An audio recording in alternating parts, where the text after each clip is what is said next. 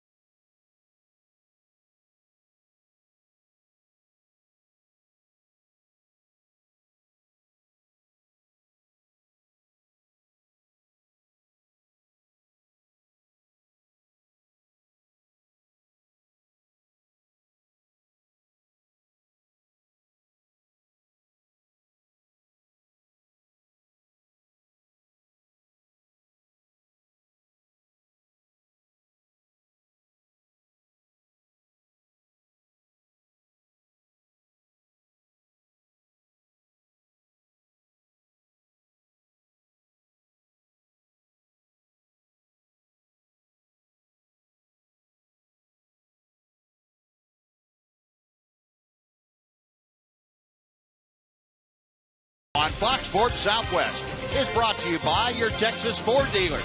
Take the EcoBoost Challenge to see why Ford is the best in Texas. By AT&T Uverse TV. Find out what's possible with AT&T.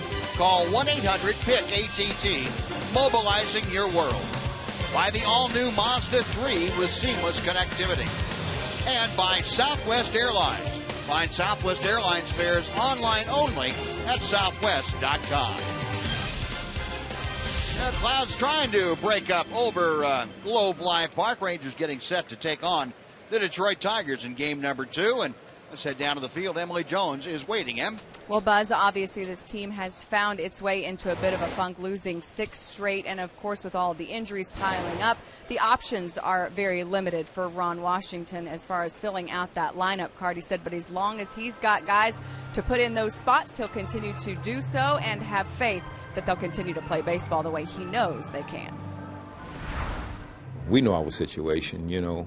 Sometimes we out there playing against teams that personnel-wise, when you match them up, obviously they're better than us, but it's not the best team that wins. It's the team that play the best on that day.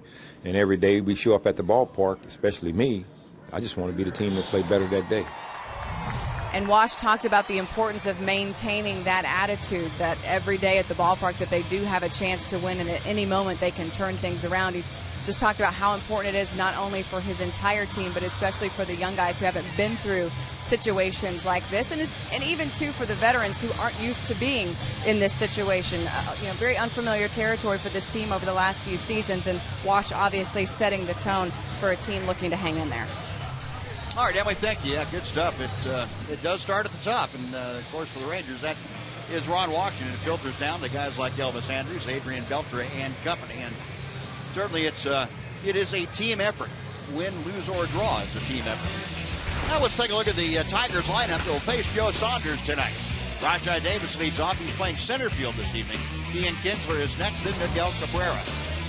Victor Martinez bats cleanup. He's the DH. J.D. Martinez is in left field tonight. Torrey Hunter back in the lineup. He's playing right. Nick Castellanos is the third baseman. Brian Holiday catches and bats eighth. And Eugenio Suarez is the shortstop, batting ninth.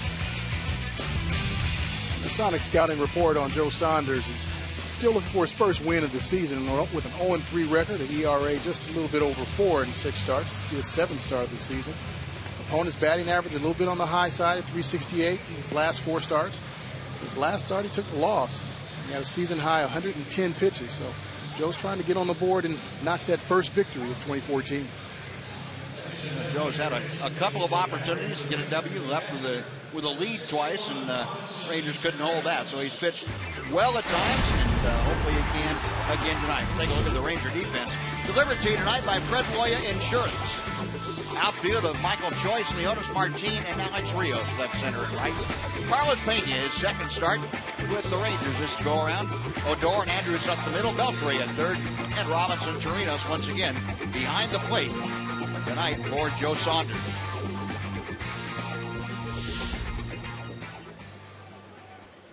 So Saunders getting set to make his third start in this ballpark as a member of the Rangers. He had not had a whole lot of success here with other teams coming in as the visitor, and hopefully that's going to turn around for him as he goes out there in a Ranger uniform. He's 0-1 in the 2 starts here this year with the Rangers, and he's pitched well. He's got a 3.18 ERA in those starts. So it's just been a matter of getting the offense going, and see if Joe Saunders can twirl up a dandy tonight. Rangers could use it. They come into play tonight. That 6-game losing streak we've been talking about. They are a season worst, 35-41. That's 6 games under 500, and they continue to struggle in this ballpark. It's 16-20 now at home, and 16 wins after this many home games. After 36 home games, the fewest they have had since 2001 in this ballpark. Tigers, on the other hand, a hot team. They have won 5 straight, still leading the Central Division. They are now 3 games up on Kansas City, and it seems just a few days ago that the Royals were completing 3 out of 4 series against the Tigers and took over first place. And the Tigers said, "Hey, wait a minute, we'll check that and see you in a little while." Now they've gotten a 3-game lead back. The Tigers playing extremely good baseball. Brad Ausmus, the first-year skipper for Detroit.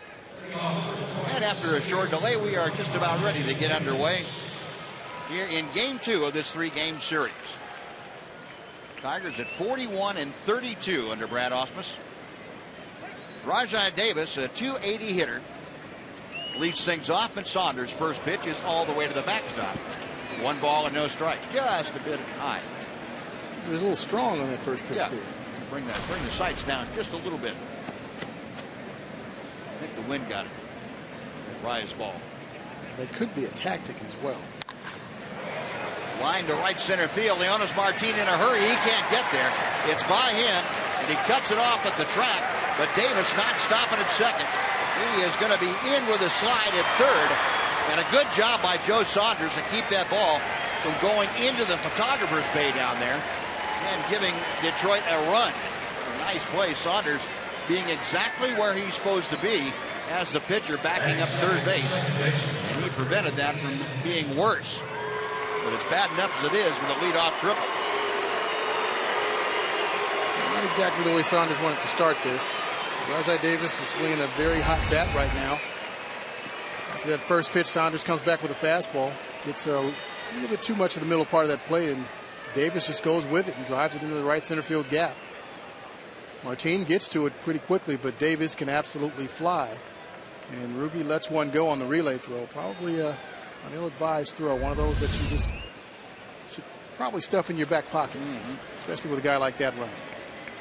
Now Ian Kinsler up there to face Joe Saunders. The first pitch, a changeup, floats outside for ball one. Kinsler, of course, in last night's game against Colby Lewis in the first inning, hit his 9th home run of the year. He has had good success against Joe Saunders as Ian Kinsler, a .333 career hitter. Rangers playing the infield back with Davis at third and nobody out. The pitch is way inside. 2-0 the count. And Kinsler bringing in a 4-game hitting streak. At the 4 games that the Tigers have played on this road trip. See the defensive lineman, everybody back. The Rangers will give up that run 4 and out. And Saunders missing outside badly. It's 3 balls and no strikes.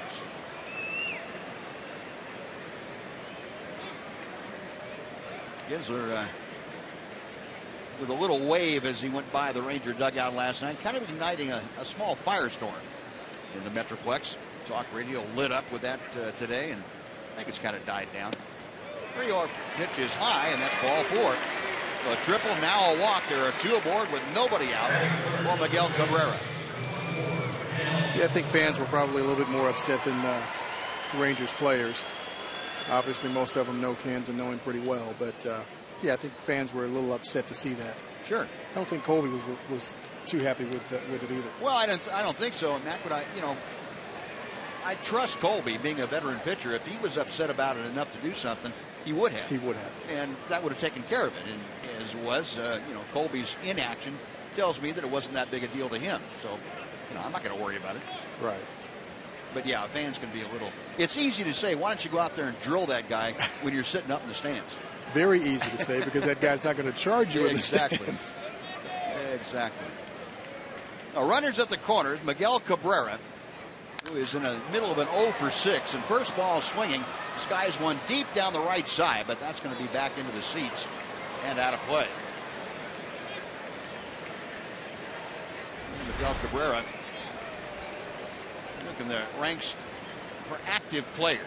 He is first in average at .321, second in slugging, 5th in on-base percentage, and 5th with 164 game-winning RBI. That's of all players active today. That's pretty impressive. That's very impressive. And I think the 164 game-winning RBIs is only because the other 4 probably played long. That's really it.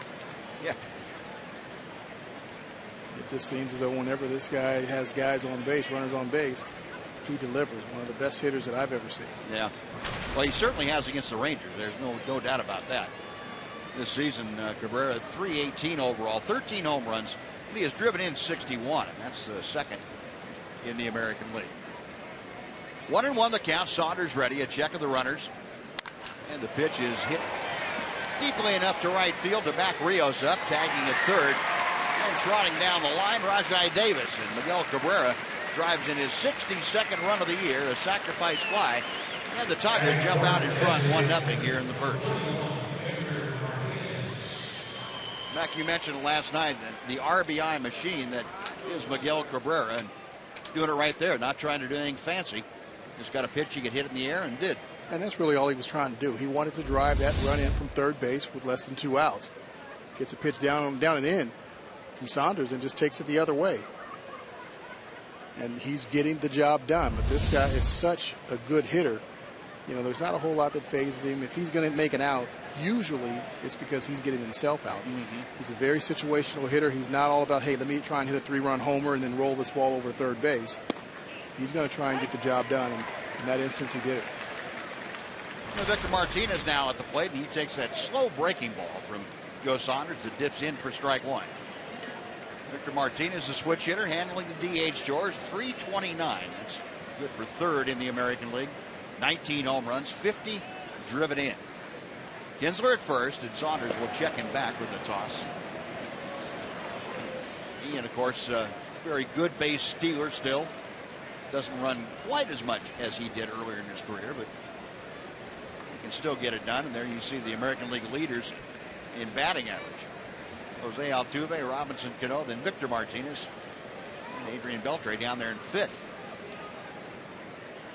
0-1 pitch to the plate. Now 1 ball and 1 strike. Joe Saunders will give Robinson Chirinos a pretty good opportunity to throw people out. He varies his move to first base, and he'll slide step occasionally. He'll do whatever he possibly can to make sure that Kinsler is not in a walking lead type of situation. Give Chirinos a chance to throw him out. Right, Saunders does a good job. He mixes up his moves, like you said, and mixes up his delivery to the plate. And, you know, so that base stealer at first really is just guessing on what the pitch is, how quickly he's going to come, you know, go to the plate. So it's really just a guessing job with that base stealer at first base. Saunders now is falling behind, 2 balls and a strike. If you were working against a guy like Saunders and you wanted to steal a base, would you go more on count, on pitch type that you thought was coming up? What I would do is I'd go one of either the first or second pitch, because I know if that first pitch is a fastball and it's a strike, he's probably going to come back with a breaking ball, but actually between that he's probably going to come over to first and then go to the plate. So I'm kind of thinking along with him, just especially if it's a veteran guy, he's got a pattern. So I've already looked at film of what he's done in the past and what he likes to do. So I would definitely go, early in the count, as early as possible. Didn't really like doing the, count, 1, 2, 3, unless you're at second base. Second base, it's easier, but at first base, it's a little bit different with left-handers. 2-2 the count. Victor Martinez waiting. Ian Kinsler stepping off the lead, and the pitch is chopped foul down the third base side. He will come back and try it again. Saunders and Victor Martinez have matched up frequently. Victor Martinez 5 for 18 coming into play tonight against Saunders.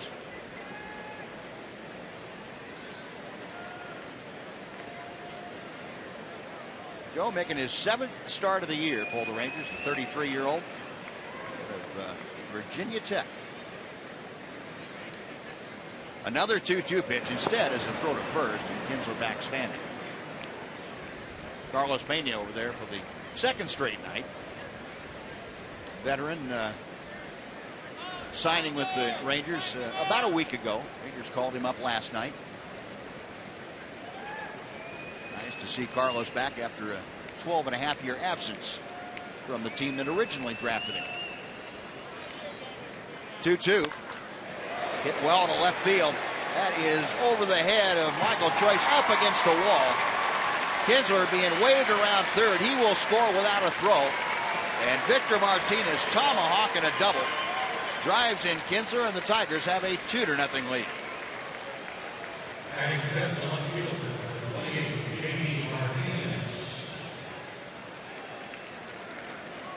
I was thinking when Martinez came to the plate, how does this guy have 50 RBIs behind Miguel Cabrera's 61? And this is why. He gets a hanging curveball from Joe Saunders. Ian Kinsler on first base scores easily. But Victor stays back behind this ball and drives it over Michael Choice's head. And looks like it hits the bottom of the wall out in left center field. So 2 hits in the inning. They've both gone for extra bases, a triple and now a double. And here's J.D. Martinez, first ball swinging. He drives one to left center field. That is up the alley. Victor Martinez will score. J.D. Martinez standing at second with back-to-back RBI doubles, and the Tigers make their lead 3-0. And Mike Maddox bouncing out of the Ranger dugout to See if he can't slow down this Motown onslaught. It's like Saunders just having trouble with his location. Just everything is out over the middle of the plate and up in the zone. Here to Martinez, he gets this one down a little bit, but still out over the middle of the plate. And JD goes down and gets it and drives it in the left center field. Well, we saw last night the Tigers handled pretty well by Colby Lewis for 6 innings, and all of a sudden the 7th they came out swinging the bats. JD Martinez right in the middle of that with a 2-run home run. All the damage done on first pitches of the at-bats. And this Tiger team, and you talked about it, Mac, about hitting being contagious. And it looks like it's early contagion for guys in the at-bats. Here's Torrey Hunter, and he's first ball swinging. Straight away center field, Leonis Martin back, stops right at the edge of the warning track and makes the catch. J.D. Martinez tagging at second, moves over to third. And Torrey Hunter picking up on the vibe that the previous 5 hitters had set for him. Sky's out for out number 2, and it'll bring up Nick Castellanos. When you're swinging the bat the way the Tigers are, they're leading the league in hitting, 274 average. They're coming out, they're being aggressive, and that's how they score runs and drive runs in. They're just an aggressive hitting ball club, and you know they're talented. They can hit. They can flat out hit the baseball. They're not just hitting home runs and 2- and 3-run homers. They're also hitting for average. There's Castellanos now with J.D. Martinez at third. Nick, one of only 2 Tigers that didn't have at least 1 hit last night. He and Miguel Cabrera took the collar. Martinez 0 for 5 in that ball game. 266 the average overall. Joe Saunders with Martinez at third, working from the stretch. The 1-0 pitch, and the changeup floats away. 2-0.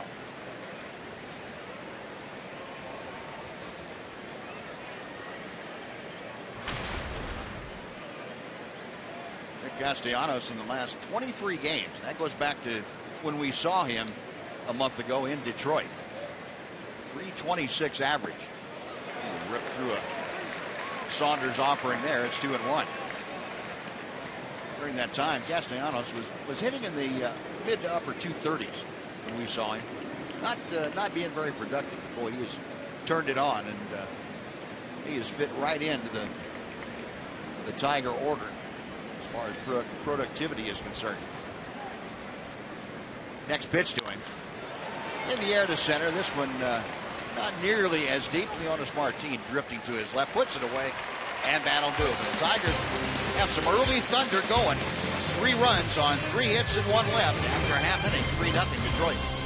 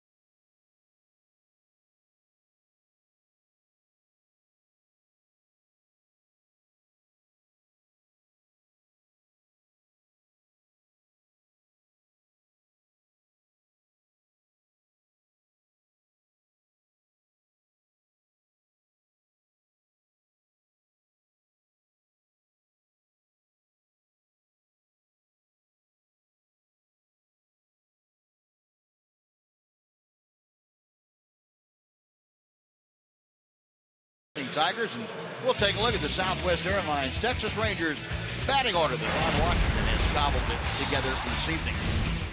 Leonis Martin, the center fielder, leads off. He's followed by Elvis Andrus. In the DH, Shin-Soo Choo. Adrian Beltre bats cleanup. Alex Rios is in right field. Carlos Pena bats sixth and plays first. Michael Choice in left field. Robinson Chirinos behind the plate. And Rougned Odor, the second baseman, hits ninth. The Sonic scouting report on Mr. Anibal Sanchez. 4-2 record with a 2.33 ERA in 12 starts this year. A 182 opponent's batting average. He's only given up one home run in 69 plus innings. And this guy has all four pitches: fastball, curveball, slider, change, sinker, everything. You name it, he throws it, and he can throw it for strikes. Boy, and he has gotten better with age, it seems like. He got off to a great start when he was with the then Florida Marlins back in his rookie year of 2006. But he has really improved as he got over to the Tigers a couple of years ago. Starts Leonis Martin off with strike one. Martin at 275 came into last night's ball game as a pinch hitter, stayed in, had a couple of at-bats, drove in the last Ranger run of the evening with an opposite field double. 1-1 the count. So Martin now 3 home runs and 20 RBI. Trying to bunt this one, and it's a good one. Underhanded very quickly, just in time to get Leonis Martin, and that's a good thing to see. Mac and I were talking before the game about it's been a while since we saw Leonis Martin try to take a bunt with him, drag it to the first base side. I like that. That's a good effort. That's part of his game. He's a very good bunter. He bunted a lot last year. We saw it drop some to third base, take some with him to second base, and got a lot of hits that way. And he seemed to just, lose that part of his game. Not that he couldn't do it anymore. He just stopped doing it. But now that he's back in that leadoff spot, he understands that that's the role of a leadoff hitter. Get on base any way you can. So use the entire arsenal, whether it be bunting or swinging, walking, doing whatever he can to get on base. Oh, and that was just an eyelash away from being a bunt base hit to get things started. Good effort. And now Elvis Andrus takes strike one. Elvis at 271 for the year, a couple of home runs, 18 driven in. He has not found the matchup between he and Anibal Sanchez particularly inviting, just 3 for 13. 1-1 the count. Sanchez, the 30-year-old Venezuelan native. Originally the property of the Boston Red Sox. He went over to the Florida Marlins. Big 7-player trade early in his career, and then a big 6-player trade. The Tigers got Sanchez from the Marlins.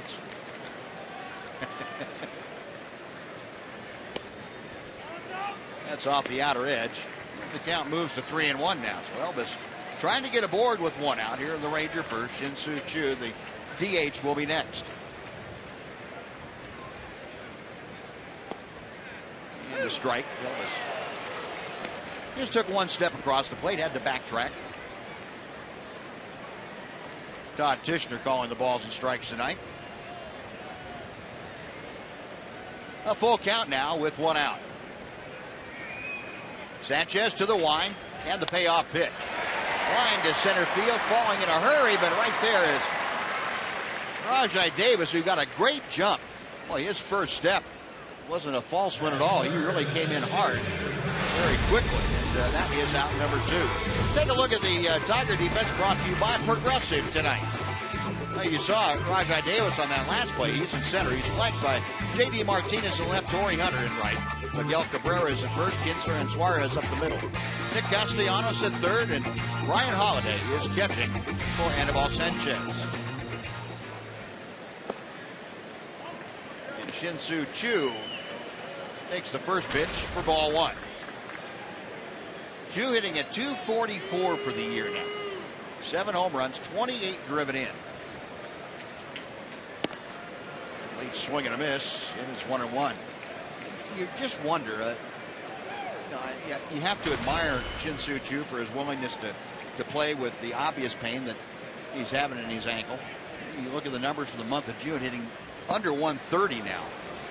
How much is enough?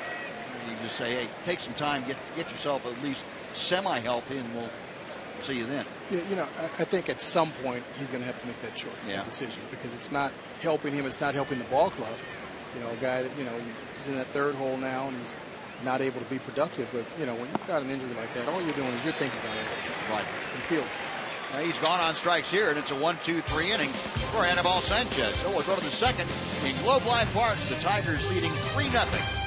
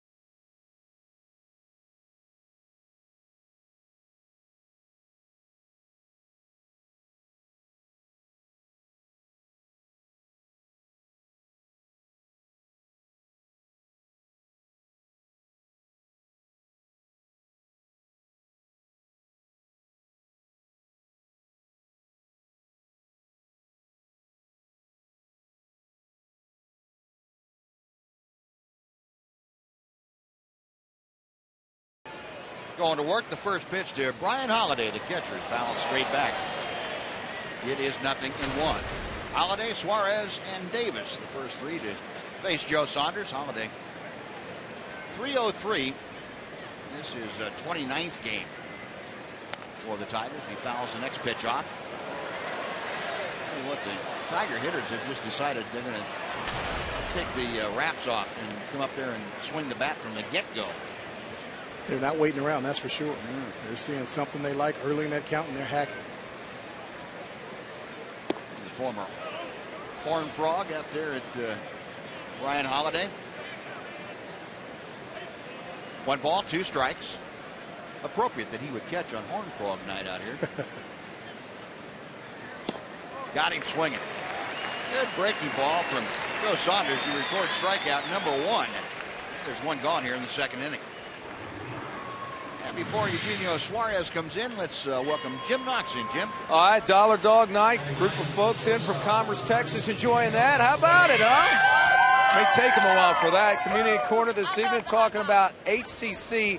It's Honor, Commitment, Encourage, a new veteran organization, non-profit veteran organization that helps out a great deal in the community. To find out more, because they are doing a push-up campaign, log on to ipushup.org. Buzz? All right, Jim, thank you. Saunders to the plate. Suarez takes inside. It's 1 ball and 1 strike. Eugenio Suarez, the 22-year-old, batting .271. 3 home runs, 6 driven in. Changeup just a little bit low. 2 balls and a strike.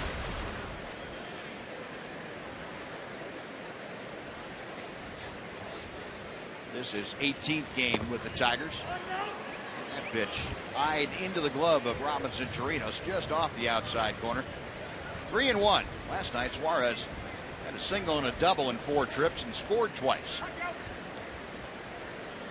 Tigers last night pounding out 16 base hits. Saunders with a 3-1 pitch. Ball 4. A strikeout, now a walk. 1 on, 1 out. Rajai Davis will come up for the second time. Saunders not able to find the strike zone on Suarez, number 9 hitter.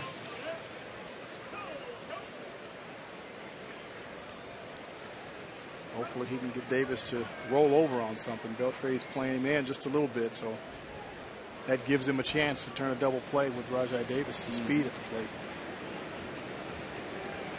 Rangers now realigned the outfield too. They had Leonis Martin playing shading toward left center field last time.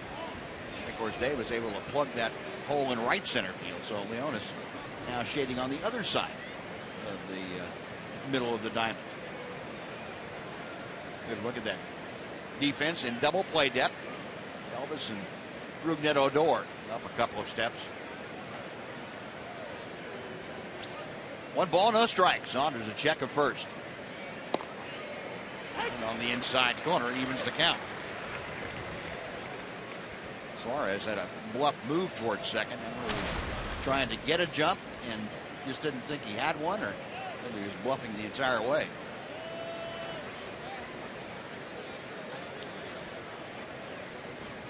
Pretty good lead for the youngster at first. Saunders will go that way with the toss.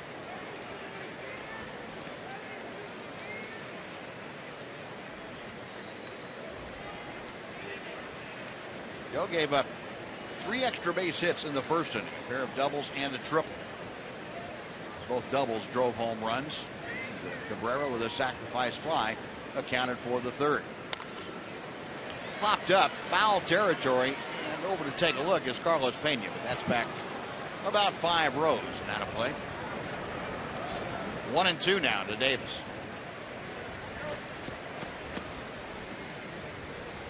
Tigers a handful no matter where you play them, but this year on the road they have been the best in the American League. They come in at 22-13 away from Comerica Park.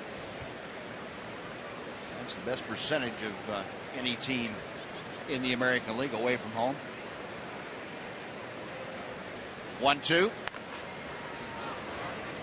It's time to play down the first base side. I don't know what it is, but it seems to be that there are more teams that are playing better on the road than they are at home this year. Yeah, you're right, Mac. We were talking about that a couple weeks ago. I think at that point in time, I think there were 9 teams in the American League, 9 of the 15 teams that had better, or that were 500 or worse at home. And that's really an unusual number. Shallow right center field. Coming in is Rios. Alex Rios able to go in front of Leonis Martin, who got a bad jump. But Rios there to make the catch. That's out number 2. And back to first goes Suarez. Well, there's no substitute for speed. Leonis Martin breaks back on that ball a little bit. But Alex Rios saw that Martin wasn't going to be able to get to it, and he turned on his jets and ran under and made an easy catch. It's fun to watch Alex Rios do cover that ground. It's so easy looking. Big long strides. He gets from point A to point B as fast as anybody, it seems like. Well, here's Kinsler. He drew a walk in the first inning. There goes Suarez. The pitch is a strike. The throw is a strike also. And out is Suarez. That's the 18th caught stealing racked up by Robinson Chirinos. No runs, no hits, nobody left. 3-0 Detroit.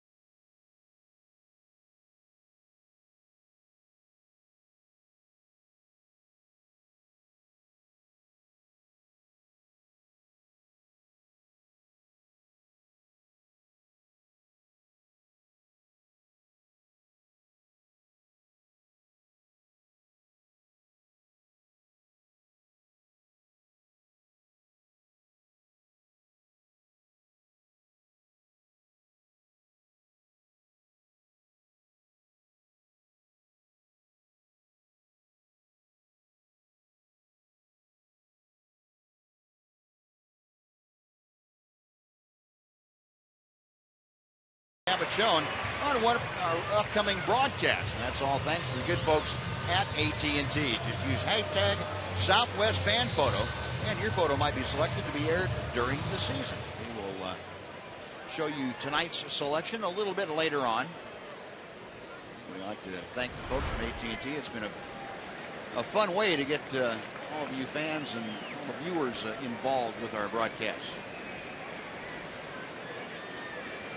Rangers come to bat in the bottom of the second, middle third of the order. Adrian Beltre, Alex Rios, and Carlos Pena. Anibal Sanchez misses low for ball one. Beltre coming off that 4-hit game last night. Now hitting .321, and he is 6 for 8 in his career against Sanchez. I would think he's probably the only hitter in baseball that's gone 6 for 8 against Anibal Sanchez. I wonder if Sanchez knows that. Yeah, I would bet my bottom dollar not only that, but he could probably tell you what kind of pitches he hit. 2-0 pitch. Now 2-1. Take a look at the Ford leaderboard. Batting averages for the month of June in the American League. Altuve leading at 400. It's Michael Brantley. Adrian Beltre in third place. Carlos Santana a point behind Adrian. Hard hit on one hop, almost knocked Suarez over. Picks it, throws out Beltre, and first time the Tigers have gotten him out. And Adrian kind of a wry smile on his face as I'm sure Cabrera said something to him. But hey, quit picking on the shortstop. Well, he didn't quite so hard at him. It'll hurt somebody out there swinging the ball, swinging the bat like that. That was a low rocket. No, one out. Now Alex Rios will step up. That's one that Sanchez won't remember. He won't remember how hard that ball was hit. It's just that he got him out. That's exactly what he'll remember. Out.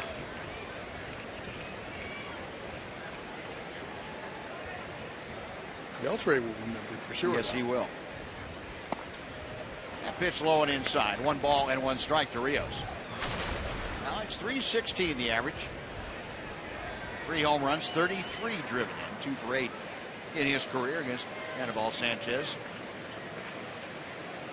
The 1-1 offering. Now 1-2. Rios had a modest 4-game hitting streak of his snap last night. Took an over in that first game of the series, 0 for 3. But still, in the last month of play, he's hit .345. 2-2 now.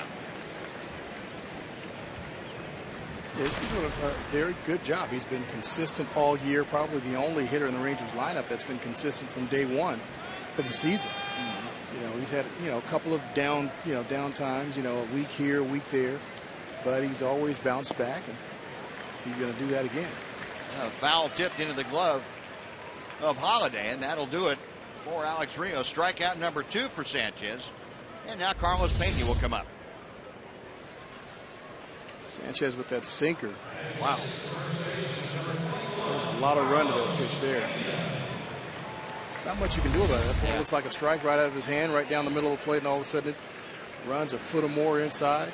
Sure does. And Sanchez, one of those guys, can make his fastball move both ways, away from the center of home plate, which is ideal.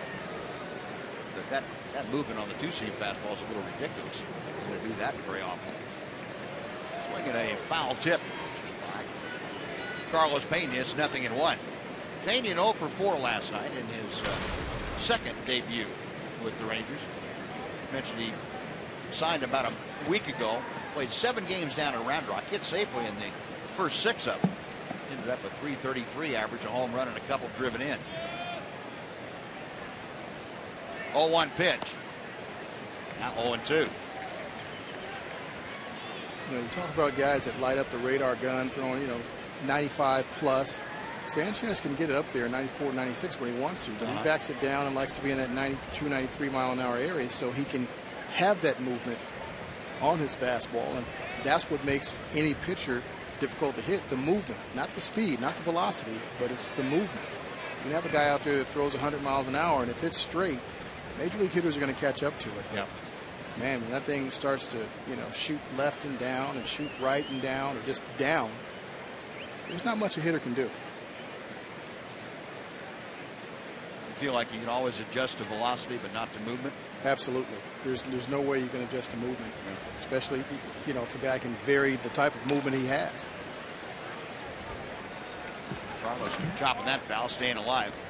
Yeah, and that's, you know, some guys, you know, working with young kids, they want to know, okay, how do I throw harder? Well, why don't you go ahead and throw what you have now, and we'll kind of work on the harder later on. But, you know, that change in velocity, if you've learned to throw a fastball changeup as a young pitcher and develop everything off that, you're much further ahead in the game.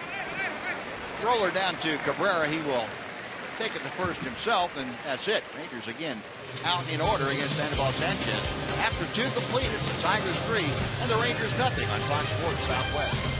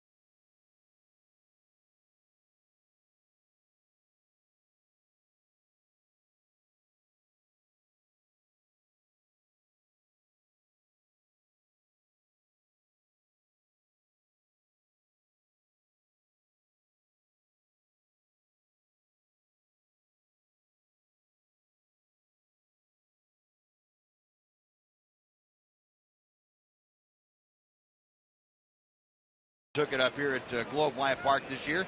That's tomorrow night. First 25,000 fans receive a reusable Rangers bag courtesy of MLB Network. Get your tickets for tomorrow night's game at TexasRangers.com, or you can call 972-RANGERS. Nice crowd on hand here tonight, and hopefully the rain will stay away for tomorrow. The last 2 days have been carbon copies of each other. Rain about 3:30 on till about 6, and then it clears out. It's reasonably nice, comfortable. 76 degrees now, up a degree from what it was at first pitch. Ian Kinsler, who is left standing at home plate. Eugenio Suarez got thrown out trying to steal. He takes ball 1. Kinsler walked and scored in the first inning. He takes the next pitch low, 2 balls and no strikes.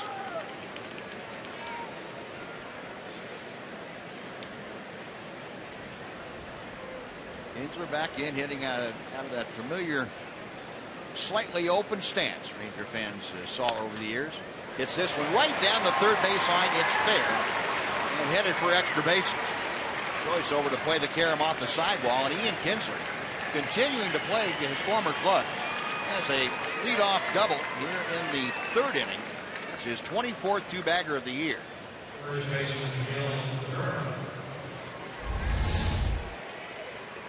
Saunders trying to go outside and down, but left that ball up and out over the middle of the plate.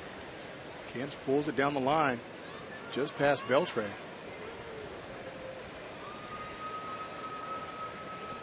Kinsler with a leadoff double. He's been swinging the bat really well these couple of days. He went through a kind of a dry spell there for about 3 weeks.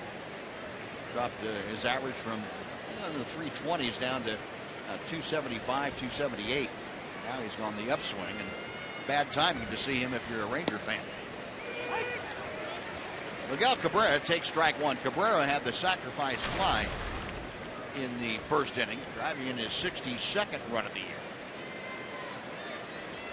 Got Kinsler at second, nobody out. Rangers shading Cabrera around to the left. Carlos Pena, the first baseman, about 30 feet off the line. And accordingly, Joe Saunders working inside to Cabrera. Cabrera not the kind of hitter with this defensive alignment that Saunders would want to throw away for a strike. Cabrera hit it right down the first baseline. I think right down the first baseline, probably about 360 feet away. That's off the plate inside, 2-1. You saw the RBI leaders in the American League. Encarnacion with 63, and Cabrera one behind him. How about with runners in scoring position? Highest average in the American League for Cabrera, 394. This is an RBI machine. There's no question about it. When there are runners out there on the bases, I think that's when he's at his best. 2-1 pitch. Down the right field line. That is a fair ball, and it's going to the corner. Kinsler will score easily, jogging into second base. Miguel Cabrera, an RBI double, and the Tigers add on. It is 4-0 Detroit. 27th double of the year for the league leader in two baggers. You know, that's a good piece of hitting. It's a hit in the count, 2-1. Looking for a pitch to do something with, and he takes this pitch by Joe Saunders trying to go in. Breaking ball down and in, and maybe he just hits it down the right field line. Trying to go that way, move that runner over. This is a situational hitter. His first at bat, he hit a sacrifice fly to drive a run in.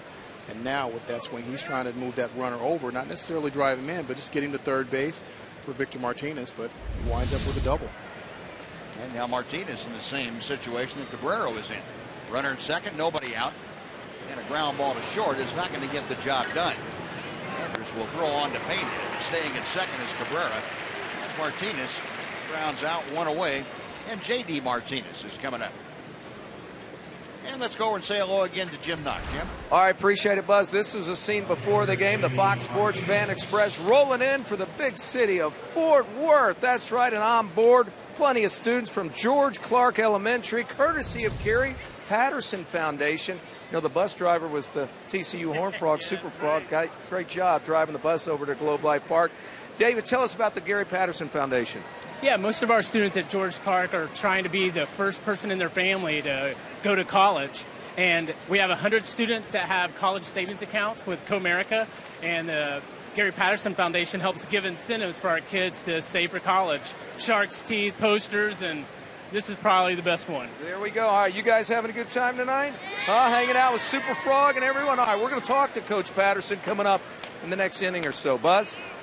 All right, Jim, thank you. Here's Coach Patterson. I guess he's finished icing his arm down. He threw out the first pitch here tonight. Well, he fired a bullet. He did. That's a competitor right there. Low inside fastball for a strike.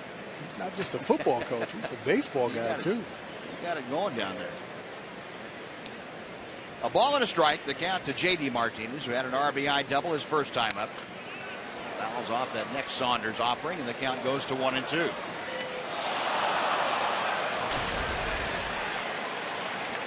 J.D. Martinez with that double now, a 14-game hitting streak. That is the longest active streak in baseball. 30 runs driven in 120 official at-bats now. That's pretty good production. It's on pace for about 150 RBI or so. It's kind of full season. Yeah, it's doing some damage there.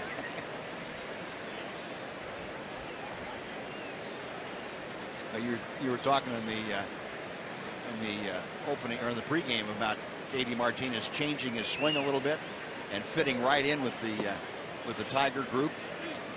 Right. You know, a lot of the guys there are a couple of the guys that he looked at. He looked at Victor Martinez, he looked at Miguel Cabrera, looked at those swings when he was in the Houston organization last year, not just when he got here, but he made this decision last year to just revamp his swing, and those are two of the guys that he looked at and tried to emulate them, and did some of the things that they're doing, and lo and behold, he ends up hitting right behind him the next year. Hard hit, but pulled foul. We'll try it again at 3-2. Well, apparently it's worked. I would say slightly, yes. And it's one thing to say, hey, I'm going to change my swing. I'm going to, just come out with a whole new swing. But it's another thing to be successful with it. And that's exactly what J.D. Martinez has done. He's been very successful with it. And, he stays back behind the ball. He gets through. That bat head stays in the hitting zone an awfully long time from what we've seen. Pitch inside. He takes it for ball 4. And there are 2 aboard with 1 out for Torrey Hunter. But, so often you hear somebody say, well, I'm going to change my swing or change my mechanics throwing the ball on. They're looking at changing the results they're getting instead of changing the actual mechanics of the whole situation. Say, I'm going to swing like Miguel Cabrera. What they want to do is hit home runs and drive in runs and hit for a high average. Right. And, it's not easy to do. I mean, there's only one Miguel Cabrera. And, my days in Seattle, you'd have guys, come over to Seattle and try to hit like Edgar Martinez. Right. Yeah. And that's just not going to happen. There's only one. But there are some things that you can take from good hitters. There are a lot of similarities, or a few traits that all good hitters have. Mm-hmm. And if you can pick up on those and apply them to what your, to what your particular skills are, right, then you'll become a much better player, a much better hitter. But it's not easy. It's not easy to do. You can sit there and watch somebody forever. Doesn't mean that, hey, I'm going to try this, and it's going to go out there, and you're going to go out there and you'll have a 14-game hitting streak and hit 320, and it doesn't mean that. But J.D. Martinez has done it. Torrey Hunter a check swing, and it's ball 1. I see that too in kids all the time. The one thing that you overlook more than anything else, to me anyway, is balance. It all starts with balance. And what good hitters, what good pitchers, what good players have is excellent balance to start off with. That's your base. That's exactly right. And, you hear we talk about it all the time. A pitcher kept the offense off balance. Right. And that's exactly what a pitcher's trying to do. Balance, timing. You want to disrupt that hitter's balance and timing. Get them out front. Get them out front. They're not balanced. And that's what hitters or pitchers try to do. So good hitters typically, for the most part, keep that balance. They don't lose that timing and they don't lose that rhythm. 1-1 to Hunter. And it's inside, 2-1. Hey, you watch a guy like Miguel Cabrera, maybe a bad example because to me he's the best hitter in baseball right now. But I don't think you ever see him completely off balance, where he's all out of whack and he can't swing the bat. Now you may fool him with the pitch a little bit, but you don't get him off balance completely. Into the hole by the dive of Andrews into left. And going to go ahead and wave Cabrera home. He will score without a throw. And the RBI base hit by Torrey Hunter makes it a 5-0 Tiger lead. And the disadvantage of playing up at double play depth, cutting that lateral range down just enough to let that ball sneak through. Yeah, it looked as though Elvis was going to have a play on it, but Torrey had some topspin on it, so every time that ball hit the ground, it just picked up speed every time and just got right by Elvis. Hunter drives in his 36th run of the year with this ground ball. Just scoots by. I think Elvis thought he had a play on it, and all of a sudden, there it goes. It just took off a little bit. See Cabrera run through Dave Clark's stop sign down there at third base. I thought I saw him put the stop sign up, and Cabrera just kept on going. I guess he figured it was downhill. He couldn't stop in time. Couldn't downshift. Dave Clark, though, a smart man. He didn't try to stop him. So go ahead. Now that you're by me. Well, that's the first non-extra base hit for the Tigers tonight, but unfortunately, he had 2 drives in a run. You get a look at that way. Dave Clark says, stop right there. No, go ahead. I'm just kidding. Go ahead. Never mind. That's when you say, okay, you go ahead and go, but don't get thrown out. Not my fault.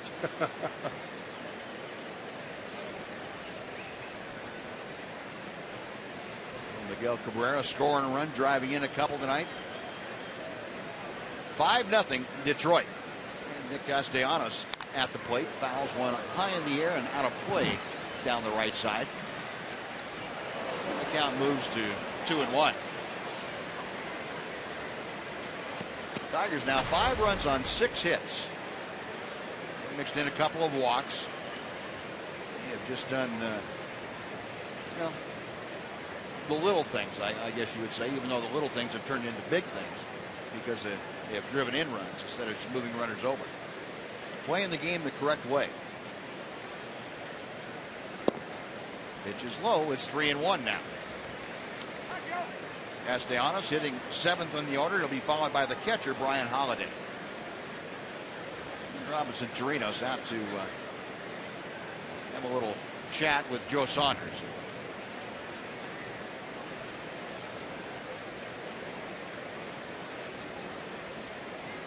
Robinson now back down behind the plate. He will flash out a series of signs for Saunders to peruse. Now the left-hander is ready. 3-1 pitch is coming. That ball is pounded to center field. Leonis Martin is back. He's at the track, right at the wall, and makes the catch. Tagging at second, moving over to third is J.D. Martinez. And boy, that had that sound coming off Castellanos' bat like it was going to travel, and it did, but enough wind coming in, that was high enough that the wind affected it, kept it in the ballpark. Fortunately, that was just a little bit to the left of center field, and not over in forward right center in that jet stream there. And there's that sound you were talking about, Buzz. That I don't think pitchers like that sound very much. No. You know, if you ever take a golf ball and slam it on concrete, that's about the same sound. Sounds like somebody puts a gun. It sounds like a gunshot. It sounds like when you're 60 feet away from it and it goes off. I don't know much about that. I didn't have many of those. I heard many, but not when I was in the box. The runners at first and third now. Brian Holiday, a strikeout, his first time up there.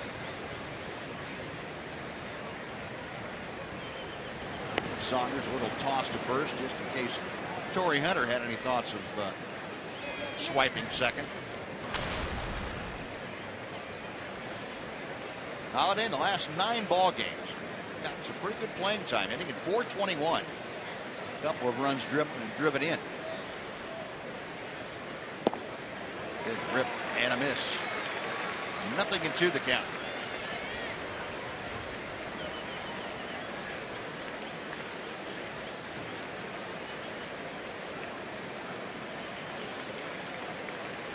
Infield and outfield for Holiday shifted around to the left side. Tigers with Hunter at first base, J.D. Martinez at third base. 0-2 pitch, popped into shallow center. A trio of Rangers coming on is Leonis Martin. With a burst of speed, he's able to corral that for the final out. The Tigers put 2 more on the board on 3 hits they strand to. After 2.5, 5-0 Detroit.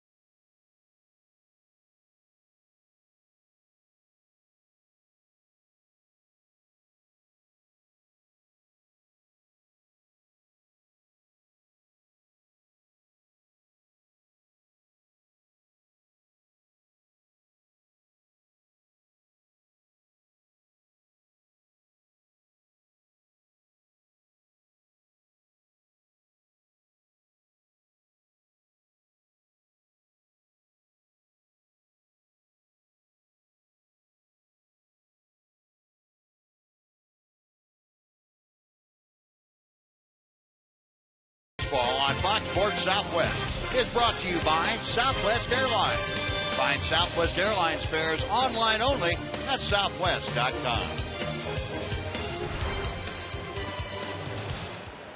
The sun trying to peek through the clouds overhead. Nice crowd on hand here tonight, and they are hoping for a Ranger comeback. It is 5-0 Detroit as the Rangers come to bat here in the bottom of the third inning. It'll be Michael Joyce, Robinson Chirinos, and Rougned Odor to face Anibal Sanchez. He fires strike one. Michael Joyce at 191 with the average, 8 home runs. That's third among American League rookies. It's also tied for the team high water mark with Adrian Beltre. Curveball, and that drops over. 0-2. Michael also 27 runs driven in.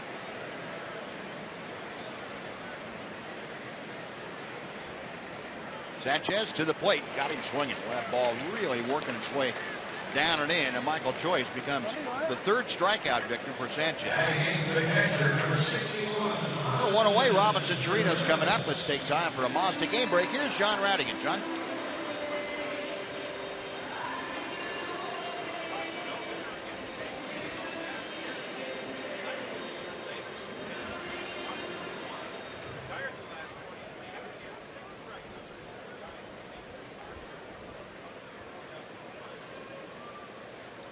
All right, John, thank you. Yeah, Tim Lincecum, well, he's something. He was struggling mightily last year, came up with a no-hitter seemingly out of nowhere, and all of a sudden throws another one right on top of it against the same team. That's incredible. Do it twice against the same team. First time I think I saw it since 1910 that had happened. Back through no-hitters against the same club. Within a year. Yeah. A ball and a strike to Robinson Chirinos. Chirinos struggling a bit of late. For his last 13 with 5 strikeouts. Still, you go back over the longer haul, he is pretty good. He takes a strike.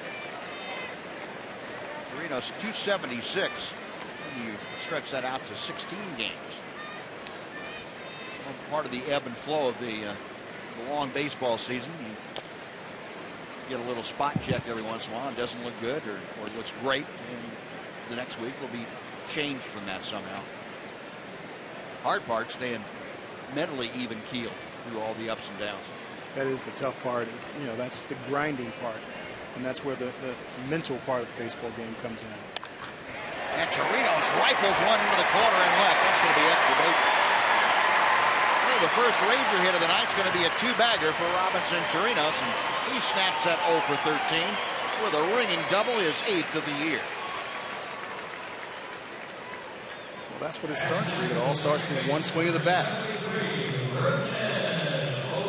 Breaks up the small no-hitter. First hit for the Rangers today. It's a sinker down and in, right in the pad, right in his bat pad. Drives it down the left field line for a double. Nice piece of hitting. That ball's doing a whole lot of moving. Chirinos was able to kind of gauge exactly where it was going to go. Oh, 1-out double gets Chirinos in scoring position. Now Rougned Odor will try and bring Chirinos around. First pitch is a little bit low to Odor. Rougned at 292 with the average. 3 home runs, 17 driven in. Odor 35 games this year. He's driven in 15 in his last 25. Rip and a miss there. 1 ball, 1 strike.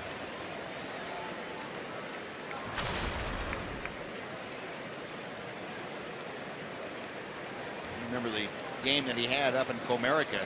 He had 2 triples and 5 RBI in that ball game in 1 game. And that got his name mentioned with the likes of Al Kaline and Rogers Hornsby. Swinging strike 2.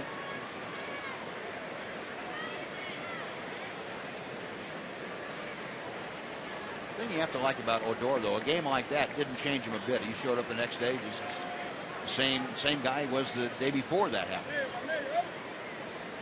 Now the 1-2. Call strike 3. Sanchez painting the low inside corner. And Odor caught admiring it. That is strikeout number 4 for Anibal Sanchez. Sanchez comes right back, 2-strike pitch. Breaking ball right down the middle of the plate, gets to that inside part, right down there at the bottom. Odor not quite expecting that one. You know, and this is what makes Sanchez so difficult. He's got, 3 or 4 pitches that he can throw for a strike at any point in time in the game, right? Any point in time in the count. And as a hitter, you can go up there and you can kind of, eliminate a pitch or two, depending on the count, the situation of the game. But not with Sanchez, because he throws everything and he's got very good command. So you have to go up there and in some instances, even expand your strike zone. And he seems like one of those guys, too, Mac, that you may not see all of his pitches unless you hit against him 4 or 5 times. Right, and I think, Odor, I think he broke out his slider for the first time tonight against Odor. Leonis Martin chops one right down on his front foot. It is 0-1. Leonis tried to bunt his way aboard back in the first inning.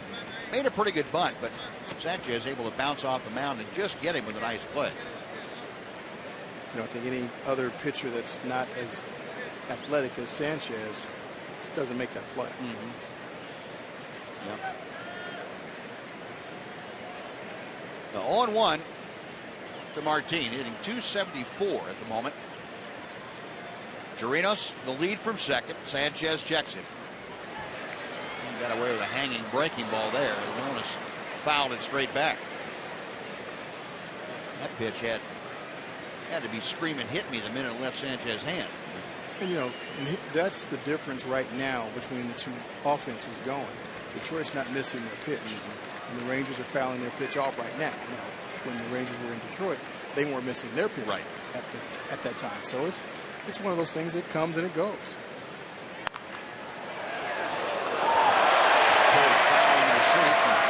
Great catch now. Wow.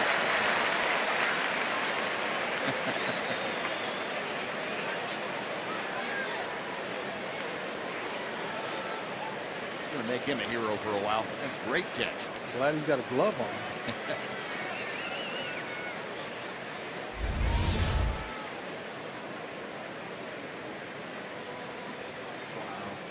Just reach up and snag it. That's why he brought the glove, right? That's it. He was ready. Leonis getting jammed on that pitch and fouled it back. Still 0-2. I don't know how fans catch the ball like that. You have so many people that jump up, they're trying to catch it. You've got hands and bodies flying everywhere, and then all of a sudden, somebody makes a great play like that. If I'm in the stands, I'm going to duck. I'm just going to be honest. I'm going to duck. Yeah.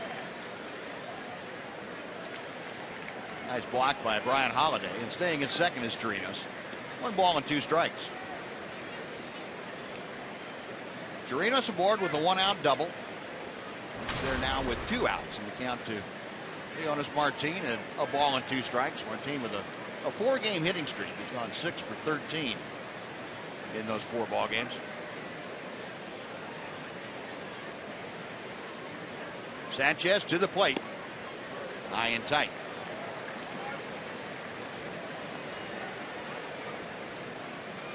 .30-year-old Anibal Sanchez. Makes his off-season home down in Coral Gables, Florida.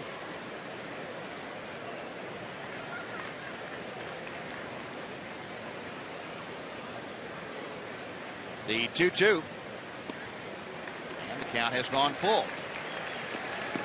Well, Martin worked back from an 0-2 deficit to a full count. He's trying to get aboard with 2 outs. Elvis Andrus waits to be next.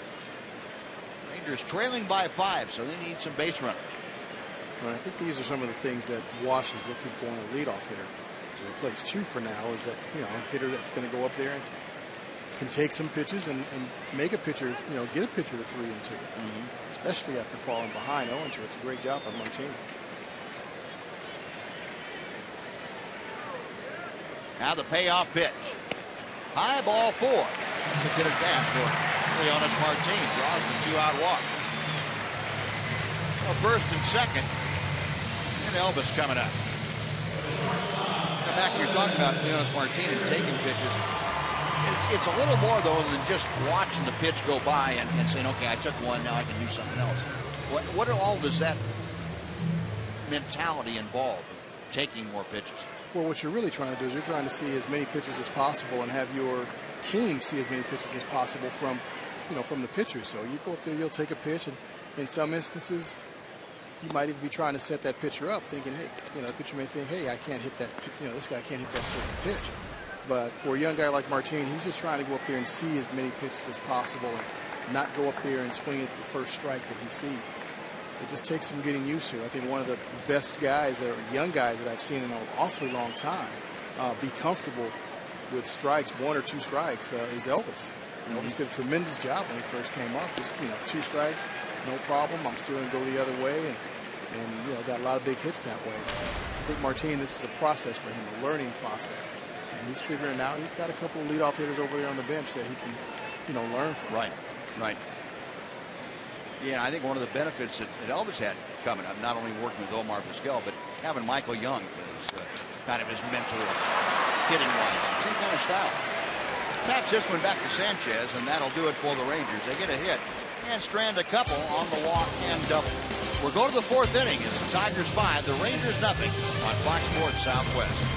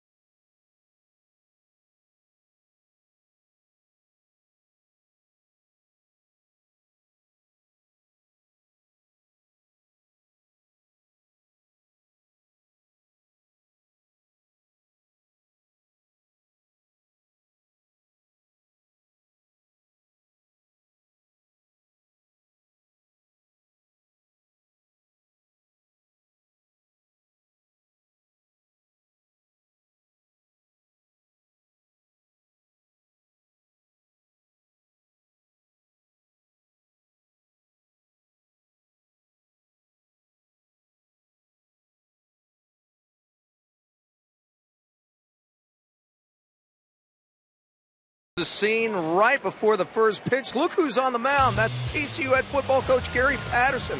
Are you kidding me? Look at this pitch right down the middle of the plate. Coach Patterson's with us now. How in the world did that happen, Coach? Well, I know this much. I'm not quitting my day job, but it's Coach Schlossnagle catching. I couldn't embarrass both of us, so we had to do something good. Now, during the season, you're an intense coach, and rightfully so. You got a lot on the line over there at TCU, but here at the baseball park, you're calm, cool, collected. Now you're getting ready. Is this the calm before the storm? Well, a little bit. I wanted to come out tonight, TCU night. Also, the Rangers, kind of like we did, have had a lot of injuries, so I want to come out and support and be a part of that. And also our baseball team, College World Series, Jim Schlossnagle. You had to be a part of all. What could be a better night than to be part of this?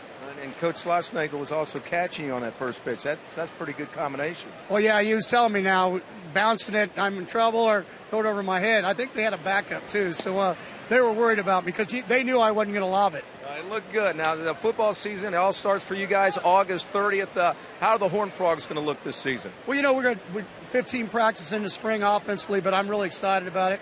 I really like the change. We've got to, obviously, you've got to be able to score points in our league, and we got to make sure we replace Jason Verrett.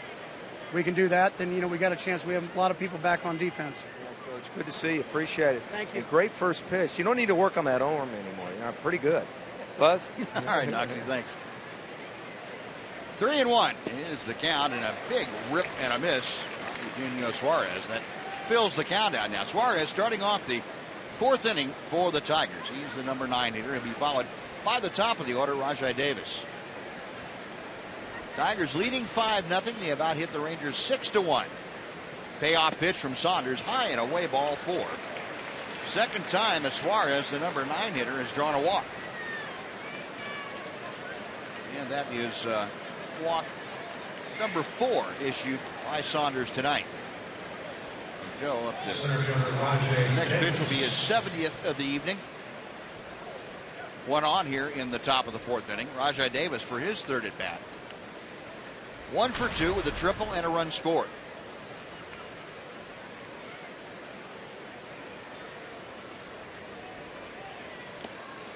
And a rip and a miss by Rajai Davis.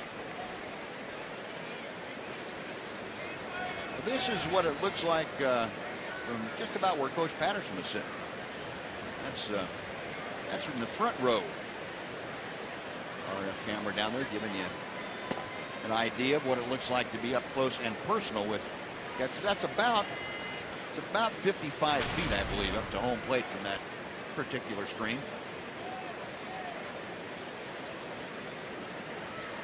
There you go. Not much time to react on a foul ball, though, if you get one coming that way. It's a little close. A ball and 2 strikes now. Davis kind of unscrewing himself on that big swing.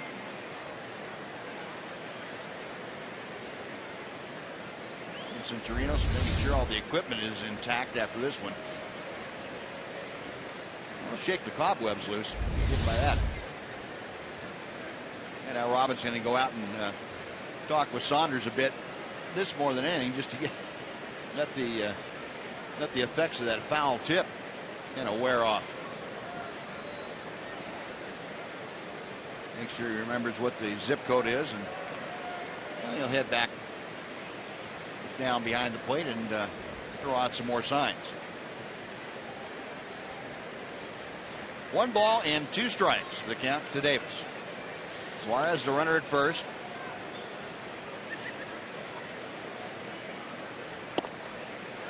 Just missed the inside corner. Joe Saunders, judging from his body language out there, he's not real happy with home plate umpire Todd Tishner's strike zone. No, he started walking off the mound a couple of times, thinking the pitch he had just thrown was a strike. But it looks like Tishner was right. The ball's a little bit off the inside part of the plate. There's Steele pitch tracker showing you that missed by a little bit. That one swung on and missed, so it doesn't matter where it goes in the strike zone. As Davis strikes out swinging, that is the 2nd strikeout for Joe Saunders tonight. It'll bring up Ian Kinsler. Joe Saunders goes inside and comes back to where that pitch was earlier that he didn't swing at, and almost throws it right in the same spot. If you're going to go inside, you want to miss inside off the plate. You don't want to miss middle in. You want to miss inside off the plate. So hopefully you can saw some wood. Yeah. See some knuckles fly. There's some kindling for the winter. First pitch to Kinsler is high and tight. Ian doubled and scored his last time up. As a matter of fact, he has scored twice tonight. He is among the league leaders in runs scored for the year. Vince has also walked this evening. Pitch is a little bit low. It's 2 balls and no strikes. Kinsler now 53 runs scored this year. Came into the game tied for 5th in the American League. And moving up the ladder a bit. Suarez a lead at first base as Saunders checks him. And the pitch is inside. 3 balls, no strikes.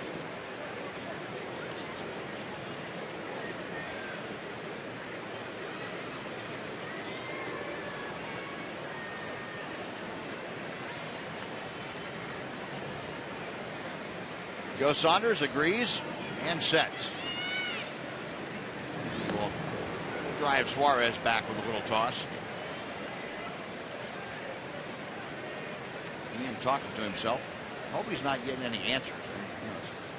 It's okay if you just have a little chat with yourself. You start getting answers, that's a problem. That's an issue. Now the 3-0. High and tight. Ball 4, a 4-pitch walk.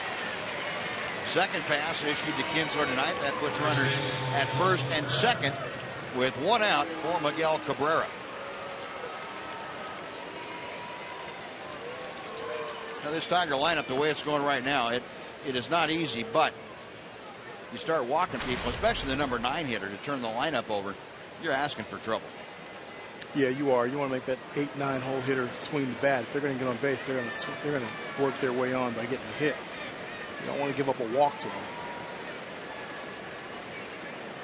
Cabrera, a couple of RBI tonight, now with 63.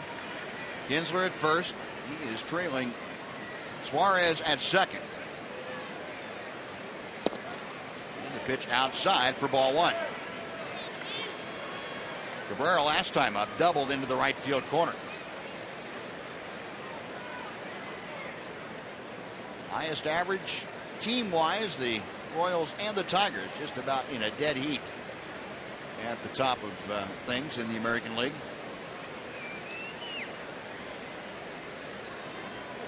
Suarez the lead from second. Saunders checks him. And the pitch is fouled away to the right. 1 ball and 1 strike. Cabrera, with that double his last time up, has raised his batting average back to .320. He is the reigning 2-time American League MVP. And when he was hitting, .230 or .240, first part of May, people were saying, yeah, he won't do it again. And here we are a little bit later. He's right back in the thick of things. Sort of like Beltre. Yeah, kind of like. Kind of like. Now, those are guys that you don't really worry about. Sooner or later, eventually they're going to find their stroke. And when they do, that means pitchers are going to be in trouble. And Scott Baker getting loose in that Ranger bullpen. 2-1 pitch. Up the middle, but right there's Odor. He will step on second. Thank you very much. 4 unassisted on the double play. No runs, no hits. 1 man left. After 3.5, 5-0 Detroit, and Adrian Beltre going to be up in the 4th for the Rangers.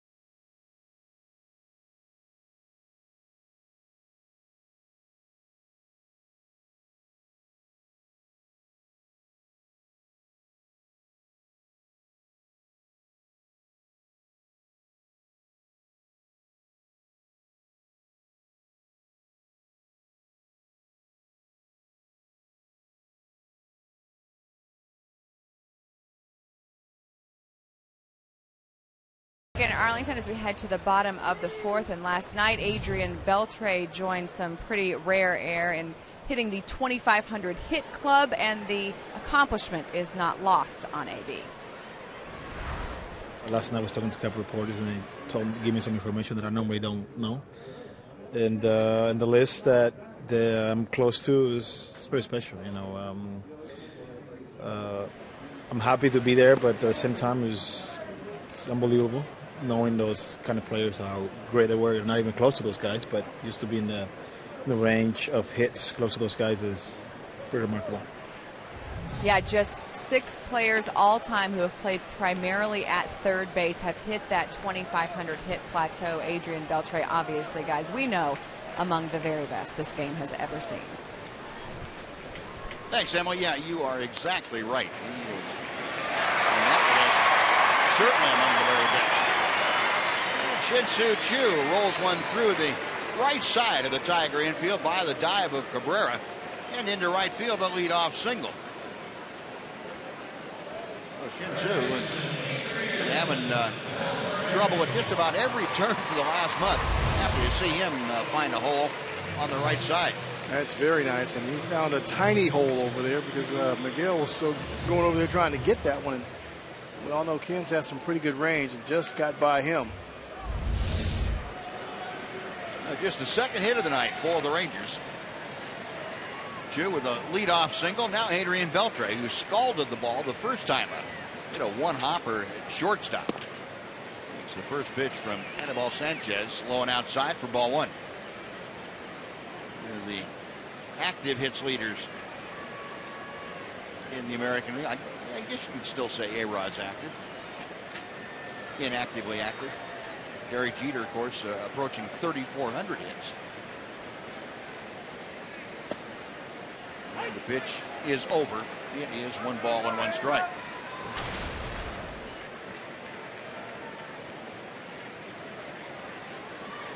Adrian, a .320 hitter with 8 home runs, 36 RBI. Both those are tops on the Ranger club.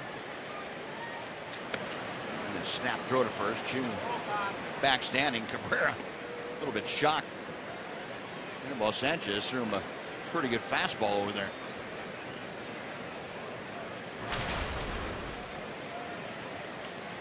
Adrian at home this year, second highest average in the American League, a .354 mark.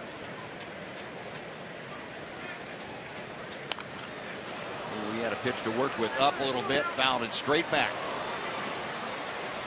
1-2. Our wedgie cam out there. Uh-oh. Got to have some snacks every once in a while. Otherwise, you'd waste away to nothing. The snacks look pretty good. No kidding. 1-2 pitch. That is in the dirt. Chu going to second. Holiday's throw not in time. On the wild pitch, Shin-Soo Choo gets himself into scoring position. Nice read by Chu. Nice jump. Saw that ball bounce, and it took 1 hop away, a long hop away from Holiday back there behind the plate. Chu read that. Holiday did a nice job blocking and keeping in front of him, but it just got a little bit too far away from him. But you see Chu react immediately. Great jump, great read. So with nobody out now, Rangers have a runner at second for Adrian Beltre. The count is 2-2. And that's out of play on the right side. This is where Beltre, with an RBI opportunity, expands his strike zone a little bit. But he does it to the point where he still can handle a pitch. Some guys will go up there and expand their strike zone and not be able to handle a pitch they go after. But that's not true of Adrian. No, he's got a very good strike zone, a very good eye, great eye-hand coordination. So he can expand that strike zone and still hit a ball, a few inches, 6 inches, a foot off the plate or high, and still get the fat part of the bat on. That was going to be tough. That was right down to his shoe top, so he danced out of the way, and the count has gone full now to Beltre. And Adrian to be followed in the order by Alex Rios. The Rangers making some noise for the first time here tonight. 4th inning, our steel pitch tracker showing you the spread of those offerings by Anibal Sanchez. That's lined to left center field. That is going to be up the alley and for a run. Jew around third will score into second. The RBI double. Adrian Beltre continues to be a nemesis for the Tigers and Anibal Sanchez.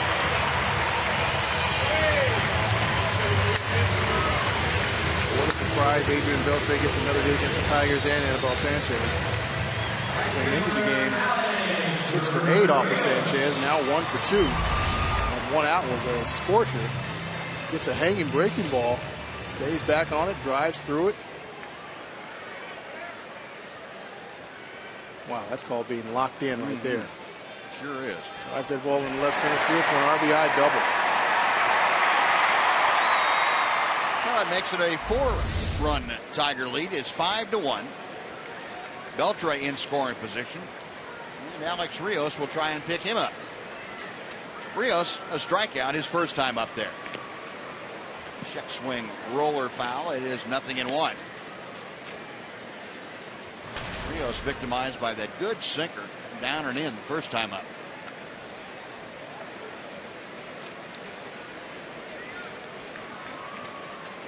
Sanchez okays the sign. A check of second. There's that sinker, and Alex laid off at this time. 1 ball and 1 strike. Go back to that. First of all, the runners in scoring position. Alex Rios not having a great year at 240. And that's inside, 2-1. That series in Comerica that we've talked about, the Rangers just went crazy offensively. Rios had 9 hits, 9 for 20 in that 4-game series, and that was the most hits in a series by a Ranger since Beltre had 9 in 2011. Rip and a miss. It's now 2-2.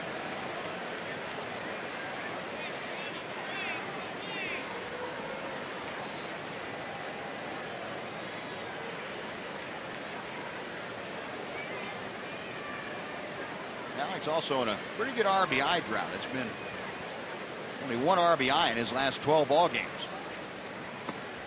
Takes the pitch low, and the count is full. Go back-to-back full counts for Anibal Sanchez.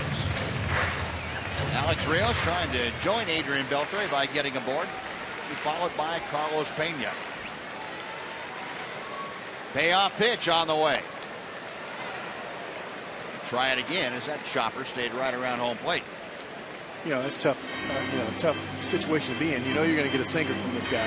He already struck you out once with it, and you're at 3-2 count. You're probably going to see it again. If he gives you a good one, you're not going to hit it. Another 3-2 and another foul ball.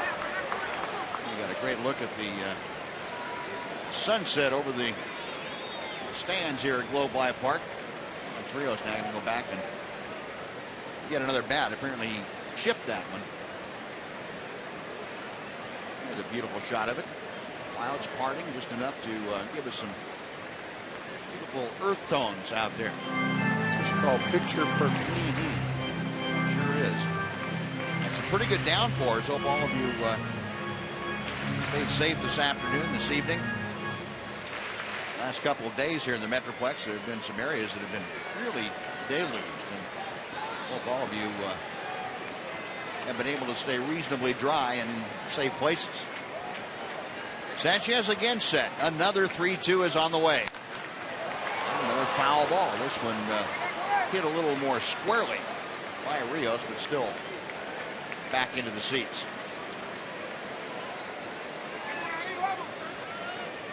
Sanchez having to work here. He's already used 18 pitches in this inning and has nobody out. Rangers made him throw 30 or 22 last inning. Rios just able to get a piece of that to stay alive.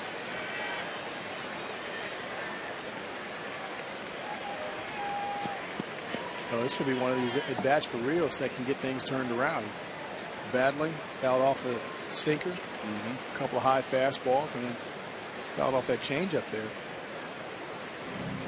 It all starts with one at bat. Yep. This can sure have a carryover too, not just for Alex Rios, but the guys getting behind him doing this inning.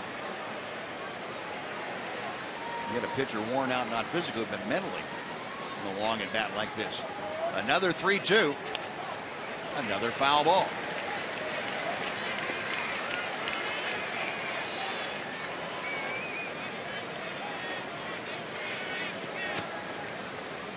Eventually, Sanchez is going to throw one in the middle of the plate. Alex Rios will be ready to intercept it. Got him swinging. He didn't. Down and away, and big strikeout there for Sanchez. One gone for Carlos Pena. Folks, we'd like to invite you to watch Chevy Hometown Kids every Saturday morning at 10 o'clock right here on Fox Sports Southwest, where it's not about the score, it's about the experience. One gone here in the Ranger fourth. A run across. Beltre still out at second base. Carlos Pena, who rounded out to first, his first time up, steps in. Pena, the veteran first baseman, former #1 pick of the Rangers back in 1998.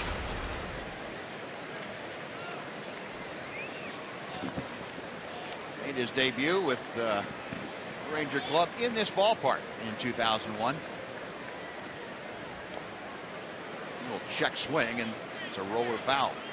Carlos went from the Rangers to Oakland, and then very quickly over to Detroit. Spent the years 2002 to 2005 in a Tiger uniform. Played in 427 games in Motown. Now back where it all began. Sanchez a check of second. The 0-1 pitch. Looper to right, that's a base hit. Beltre being stopped at third as Hunter up with the ball quickly and gets it back in, but there's the first hit for Carlos Pena since coming back to the ball club.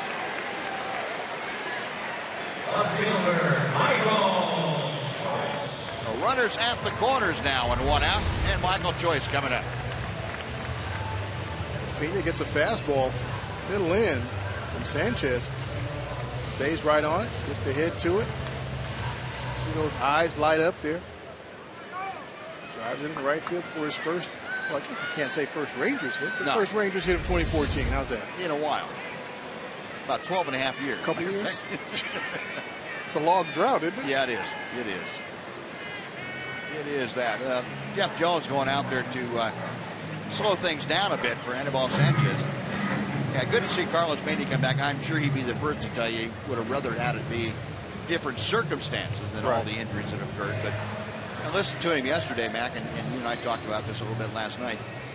Very happy to be here and very happy to be in a situation where he can bring his experience and, as he put it, his energy to a club that has a lot of young players on it. Right. You don't hear that a lot from a 12-year veteran. You talk about energy. Typically, you hear that from, young guys. You bring young guys up for energy, but Carlos Pena is that guy that he has energy. He comes to the ballpark ready to play each and every day. He's a very even-keeled kind of a guy, so it's good to have him in the clubhouse. Well, those three things that you need to know about Carlos Pena, and you need to know something else too. He's headed for second base, and he is going to be in with a head-first dive. The wild pitch got away from Holiday, and Pena able to take the extra 90 feet. Nice read by Pena. That's a tough read for him because that ball got away from Holiday and went to Holiday's left, and that's a tough angle for Pena to be able to see it. It's just to really see how far away it was, but once he figured it out, took off for second. Now we've got two runners in scoring position. Well, I think they're going to change that after looking at the replay. Probably change it to a pass ball. It was a pitch that Brian Holiday just didn't get the glove turned over the right way. That sinker ran an awful lot. Yeah, that's probably what it was. It's called crossing your catcher up, even though you throw what he's expecting. Joyce, a chopper to third. Castellanos backs it down, and everybody's going to be safe. Beltre in to score. That makes it a 5-2 Tiger lead, and the RBI for Michael Joyce is 28th of the year.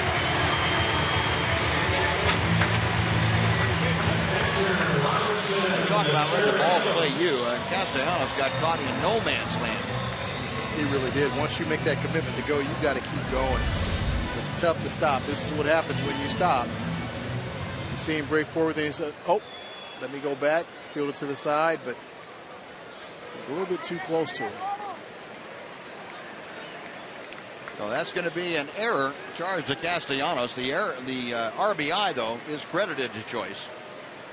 And the Rangers still runners at first and second now with just one out.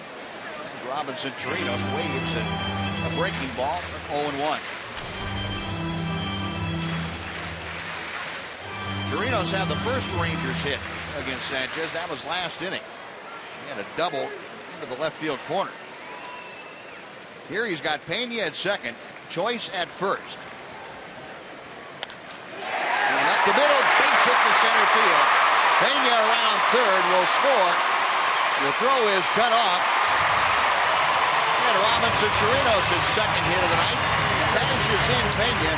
It's now a 5-3 Detroit lead as the Rangers coming back here in the fourth inning.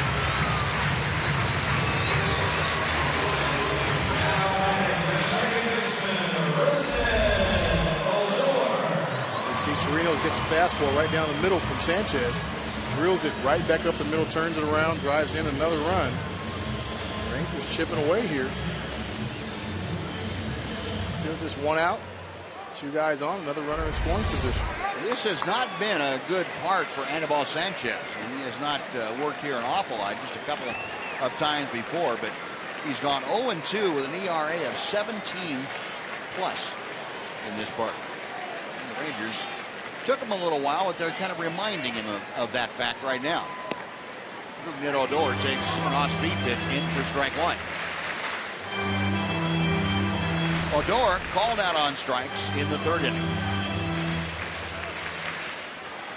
Tying runs are on base here in the Ranger fourth. Still just one out. Off-speed again, and Odor couldn't slow it up quite enough.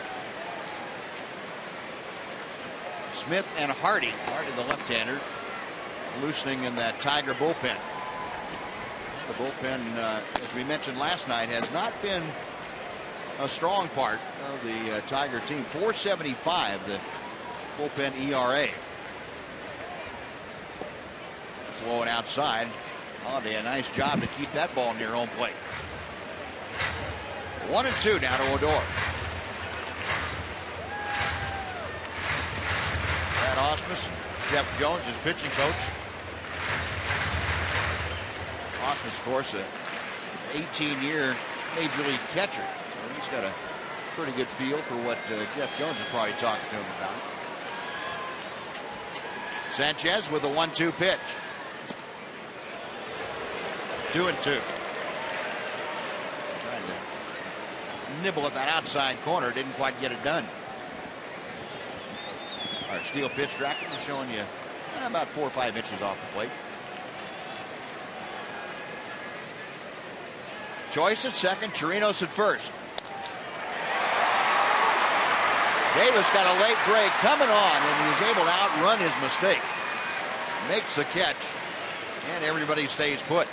That's out number 2.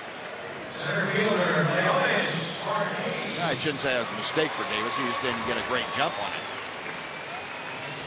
Speed erase a lot of different things. It'll get rid of a lot of those mistakes for you, that's for sure. Sanchez gets Odor out front just a little bit, hits it off the end of the bat. And Davis got a late break on it, late jump on it. Comes in and makes the play for the second out. Well, the top of the order one more time. Leonis Martin, who is 0 for 1 to walk in a bunt attempt that he was thrown out on. Taps it right back to the mound. The throw by Sanchez. He threw a heater over there to Cabrera. That'll do it, but the Rangers plate 3. They had 3 hits in the inning. There was an error and a couple of men left. We'll go to the 5th. 5-3 Detroit.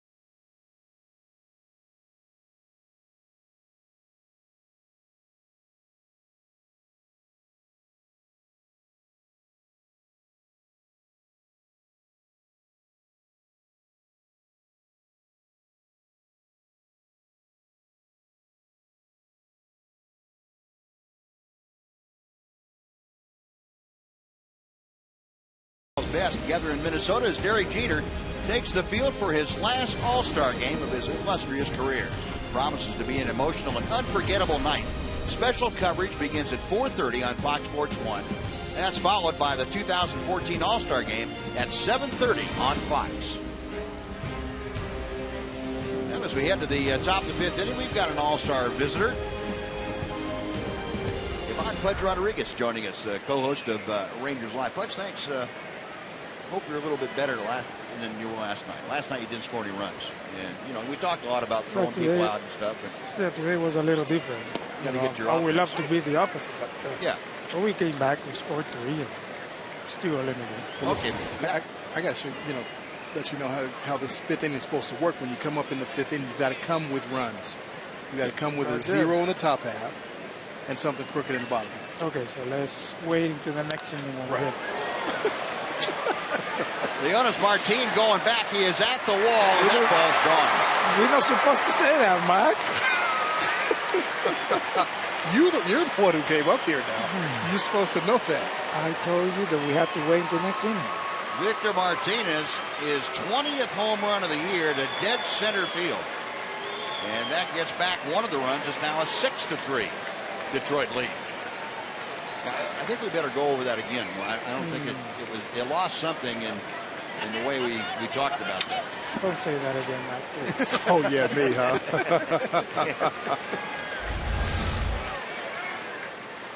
Hanging breaking ball from Saunders and down and away. And Saunders didn't think he got it, but Victor knew he got it. And Ron Washington out to take the ball from Joe Saunders, so that's going to do it for the left-hander tonight. Well, the Rangers score 3 times, and Joe Saunders goes out and immediately gives up a solo home run to start off the next inning, and Ron Washington said that's enough. So the change is underway here in the 5th inning. We'll tell you about the new pitcher when we come back right after this.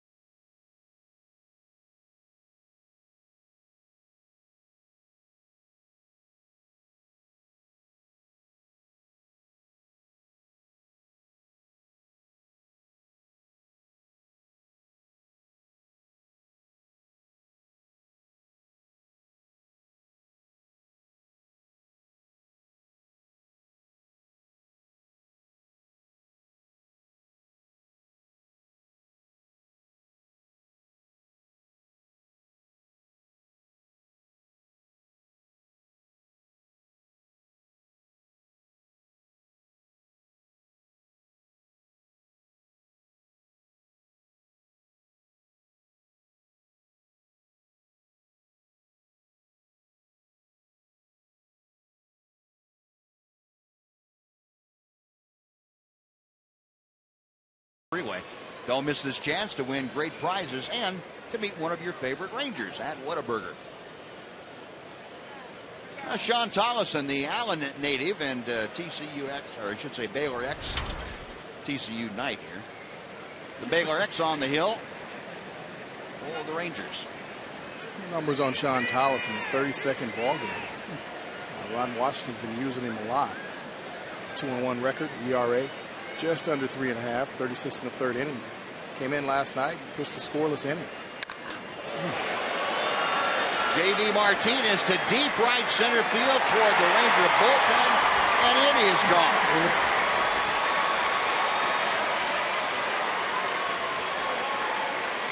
Tell you what, guys, I'm not coming tomorrow. I'm staying down there. Man. Holy cow. Gotta work on that 5th inning for you. Can we do this in the fourth? Yeah. Yeah, come back in the sixth or something. Maybe you get a relief co-host up here. Sean Tolleson coming in with a high fastball. Not a whole lot of movement to it, and we talked about it earlier, Buzz. If it's not moving, Major League hitters are going to catch up to it. Let me tell you, these guys are coming and swing the bat. I mean, since yesterday early in the game, they just, they just swing it. Good hitters in that lineup. I can tell you that. Mac and I were talking about it last night, Bud. I believe it was after you left. Early in the count too, they got things going. Is that part of the aggressive nature that a club like this can get when they get hot? Yeah, I think that's that lineup. Very aggressive lineup. They don't, they go out there and swing the bat. They don't take too many pitches. They see a pitcher they can handle. They're gonna put the bat on the ball. So very aggressive lineup. Torrey Hunter makes the first out here in the fifth inning, grounding out to Rougned Odor. One away. Nick Castellanos not coming up. Brad Ausmus has seen his club strike. The Rangers put 3 on the board in the bottom of the fourth, and immediately back-to-back home runs by Martinez and Martinez. Boss, I think they should be that way. Being aggressive. You got to be aggressive. That's what I was when I played, being aggressive. Yeah. I go up there and in 3 pitches I was putting the ball somewhere and play. Well, all your clubs were very, very aggressive. In the 90s and 2000s, there weren't many guys that took a whole lot of pitches. I think baseball, I've seen baseball now that they're being more aggressive. You can see this lineup, the Detroit lineup being aggressive. The Oakland A's, they're being very aggressive early in the count and swinging the bat. They used to taking a lot of pitches and work the count. Now they are, they're aggressive, and hitting balls out of the park. So I think, baseball changing, more stronger young kids in the game that can drive the ball and they take advantage of it. And you look at how the Rangers, when they were swinging the bats well, they were being aggressive, especially that road trip, through Detroit and Washington and Minnesota. They were being aggressive at the plate. Fly ball to right field. That comes down right in the middle of the glove of Alex Rios. And Castellanos is out. 2 away for Brian Holiday.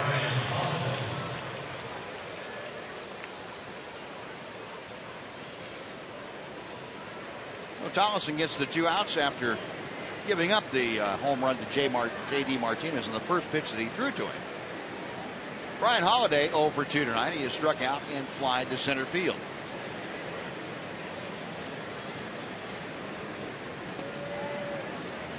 1 ball, no strikes.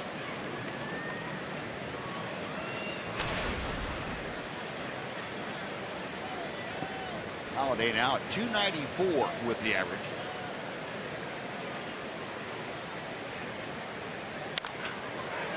Up the middle, Elvis glides to his left. On to first, and that will do it. But Tigers strike for a couple of quick ones. Home runs by Victor and J.D. Martinez. 2 runs, nobody left halfway through the game. 7-3 Detroit.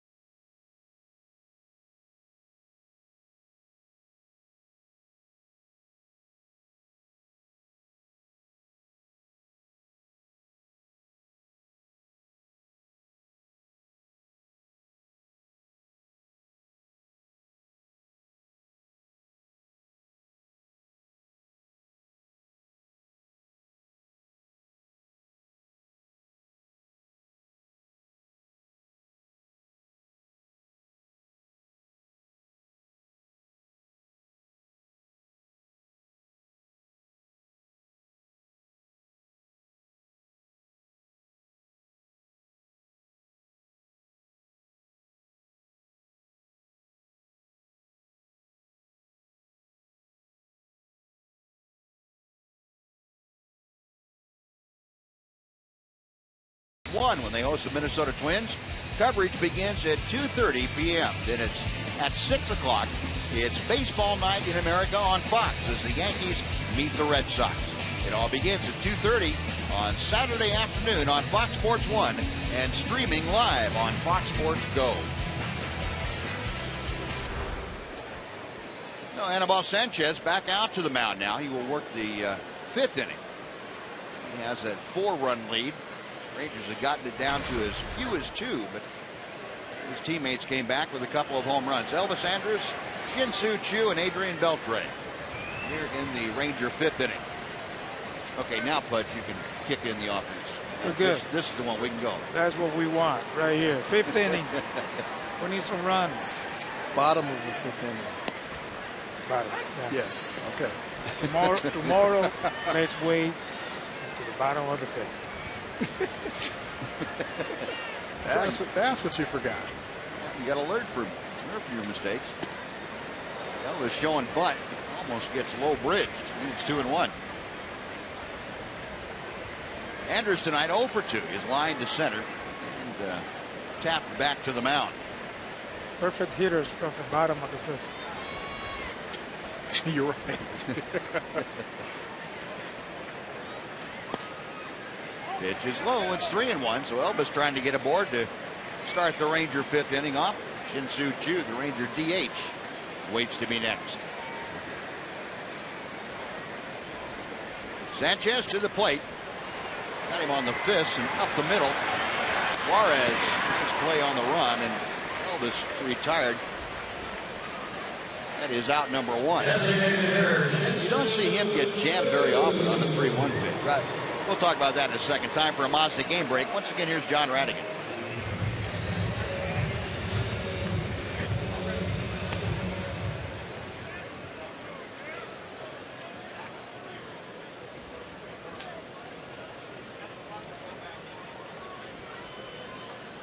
All right, John, thank you. Here's Shin-Soo Choo. The first pitch is high. I was watching these notes downstairs, and Sanchez have a losing record here in this ballpark. Yes, right? He does, yeah. He has trouble here. Yep. And it looked like last inning the Rangers were trying to make him remember that he had not pitched well here. But now he gets his 2 runs back, and he's back in command of things, at least for the first couple of hitters here. Choo is 1 for 2. Singled and scored. As a matter of fact, he started off that Ranger 3-run 4th inning. Skies it to left field. J.D. Martinez ambling in, makes the catch. That is out number 2. No bases empty, and Adrian Beltre will come to the plate. Sanchez probably glad to see Beltre with nobody on base. I don't know if Sanchez ever is glad to see Beltre.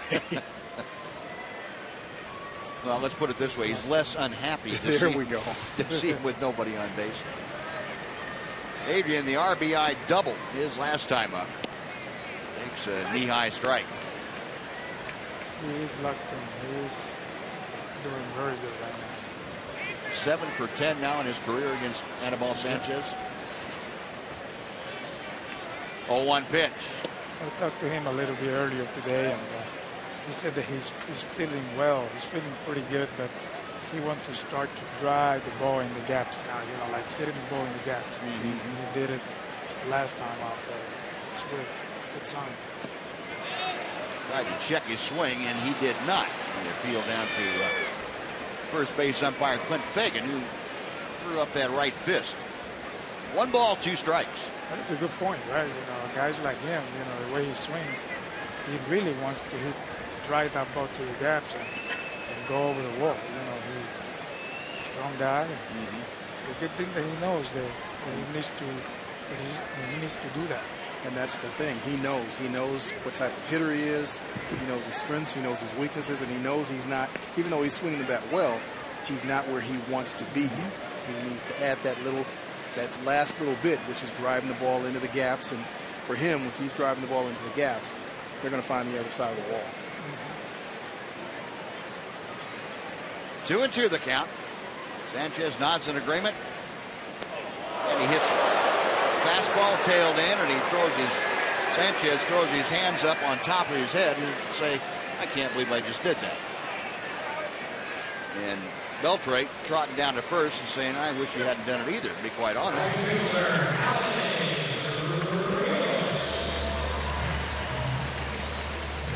It's an interesting reaction. Yeah. Don't normally see a pitcher have that kind of reaction No. when he hits somebody, even if it's, accidentally. Yeah.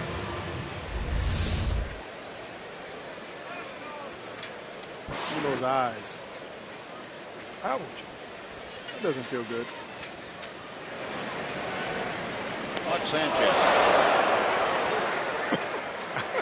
I don't think I've ever seen a pitcher react like that. No, maybe that was a perfect game on the line, maybe, or something in the last batter.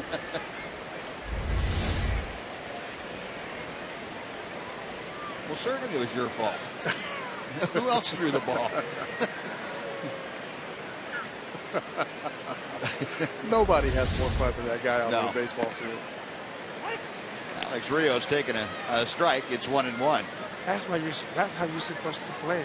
Right? Have fun, relax, enjoy. I think it's the same baseball than when you're a little kid. But the only thing is, there's 48,000 people watching. Yeah.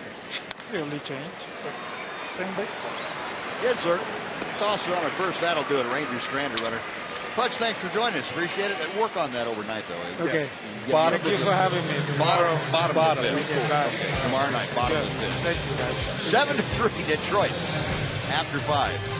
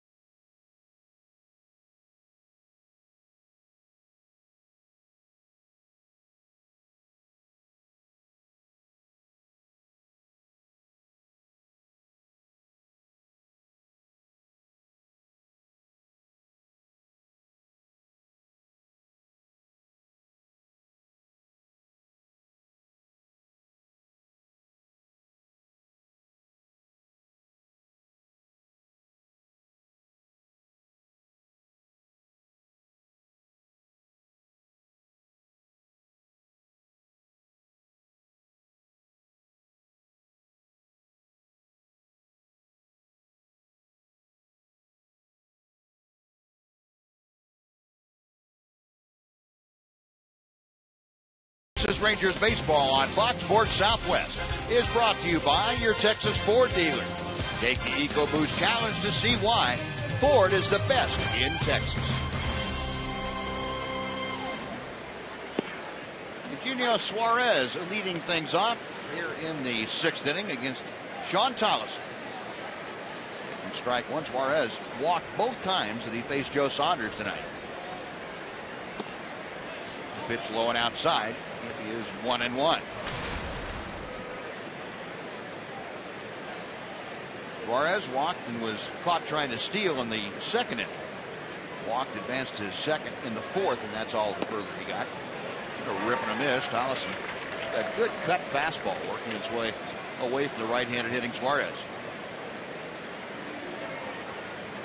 Now that for Sean Tolleson has been a great pitch. He started throwing it more and getting more confident in it. There it is on the inside corner that time. Fastball just enough cut into her to kind of a comeback gutter on the inside. One gone. And before we see Rajai Davis, let's go over to say hello again to Jim Knox. Jim. I appreciate it, Buzz. You may recognize this gentleman right here. He was busy about a week ago. Jim Schlesnagel, a TCU head baseball coach. And last week you were in the College World Series. You know, it was quite a year for you guys. It really was. I'm really proud of our team. Had a great stretch down the second half of the season and played well at home in front of some great crowds in Fort Worth, and obviously had a great experience in Omaha. Now, TCU night tonight. Gary Patterson threw out the first pitch. You caught it. That was right down the pipe. It was. I was very surprised. He did. We had to go back in the batting cages and get some practice before he went.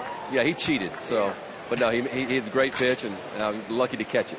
All right, Coach, talk about what this does to your program. I know Brian Holiday, the catcher of Detroit, you know, he was on your College World Series team in 2010. You had a chance to visit with him.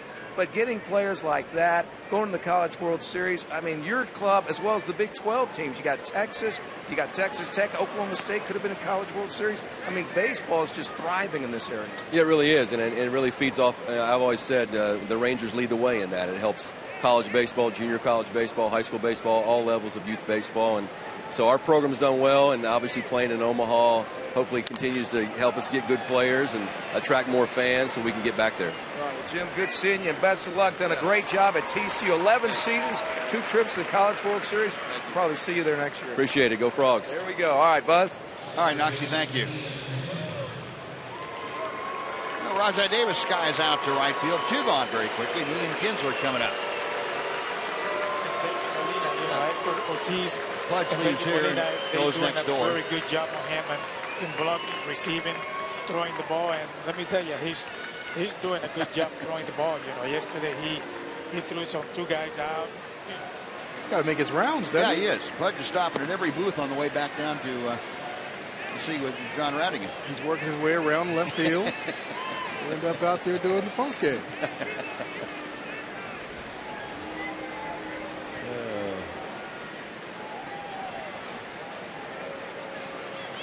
1-0 the count to Ian Kinsler. And 1-1 now. We know that he's going to be a great hitter. The way that he approached those pitchers, you know, hitting the ball the other way, because that just left us again.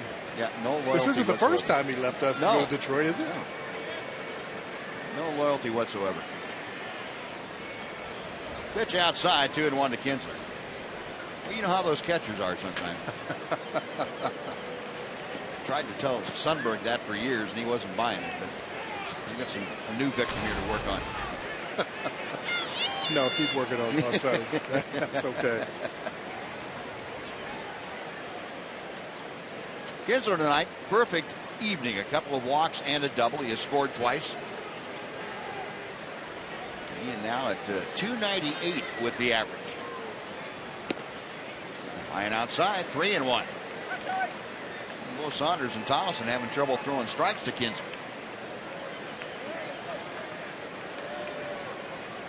Be a little strange. Well, you know, how is it throwing to a former teammate? It's different. You know, 3-1 pitch. That's it high in the air, but Kinsler pulling it foul down the left side.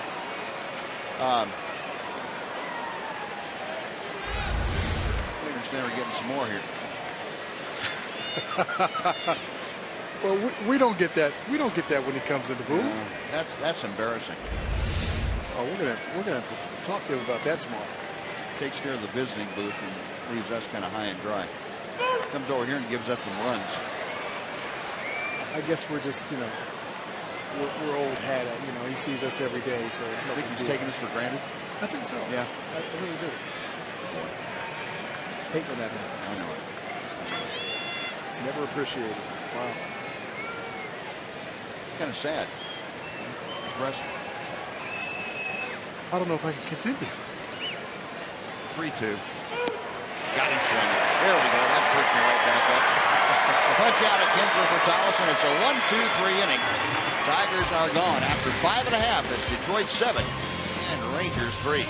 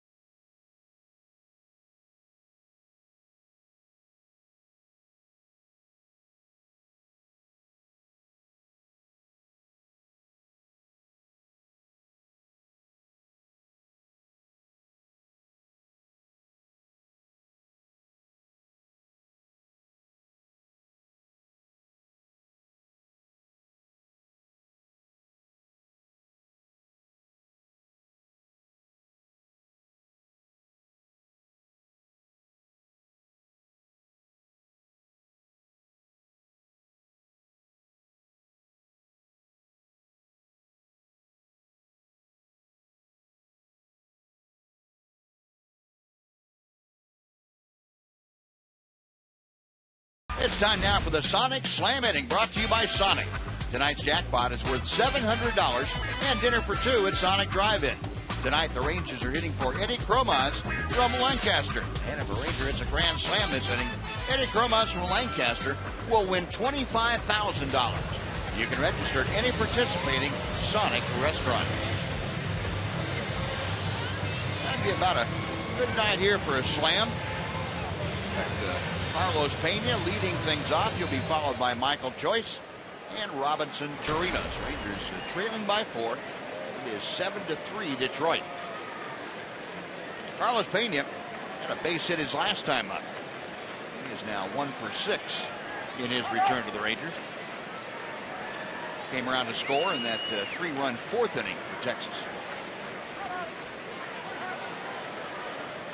Carlos, who spent this past spring with the Angels,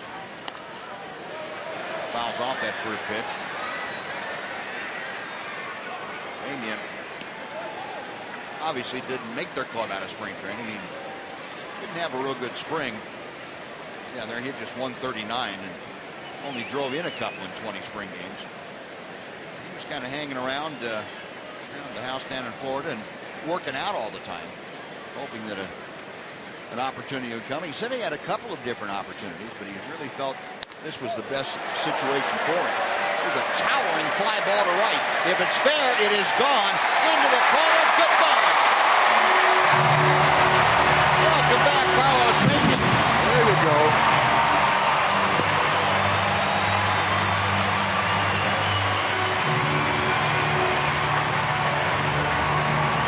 There's a little power in that lineup.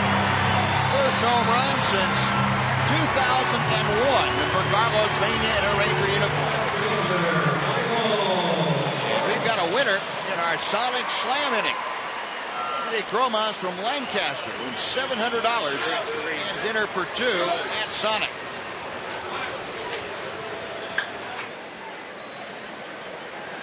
That's especially nice, not only because it was Carlos, but Anibal Sanchez does not give up many home runs. And Sanchez just sneaked one inside the foul pole down there. Gets a sinker, left it up in the zone just a little bit. Carlos adds to his home run total, 286. Look at those eyes. I like looking at the eyes just as that guy's getting ready to make contact with the ball. Yeah, Michael Choice a rip and a foul back. It's 1-2. Now the layoff didn't make Carlos Pena forget how to do that. No, it didn't. He got to AAA, got the round rock, swinging the bat well, and continuing here tonight. Well, a 7-4 Detroit lead, and ground ball to short. Suarez will throw out Choice. That is out number 1.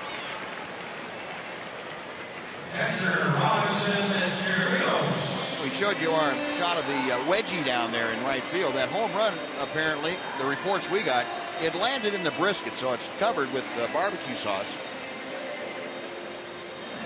If Carlos wants that back, it's going to be a little sticky, I think. But the leather will be tasting good. It will taste good. I wonder how long you have to smoke a baseball for it to be okay. I know a brisket's about 10 hours, but I don't know about a baseball.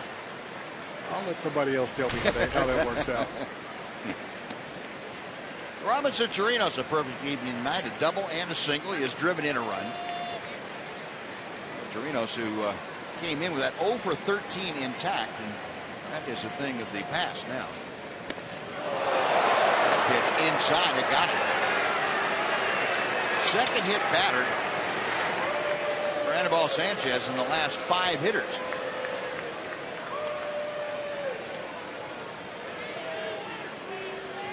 Kevin Harmon, Ron Washington out there along with Benji Molina tending to Robinson Chirinos. You see the elbow pad, looks like that's where it got him. You see that pad on there. It helps a little bit, but believe me, that still hurts. Right there on the elbow, 90+ mile-an-hour fastball. That's not going to feel good later. Torino's okay, but that's going to do it for Anibal Sanchez as Brad Ausmus out takes the ball from the right-hander and makes the call to the bullpen. Blaine Hardy, the left-hander, will be coming on, and we'll tell you all about him when we come back after this timeout on Fox Sports Southwest.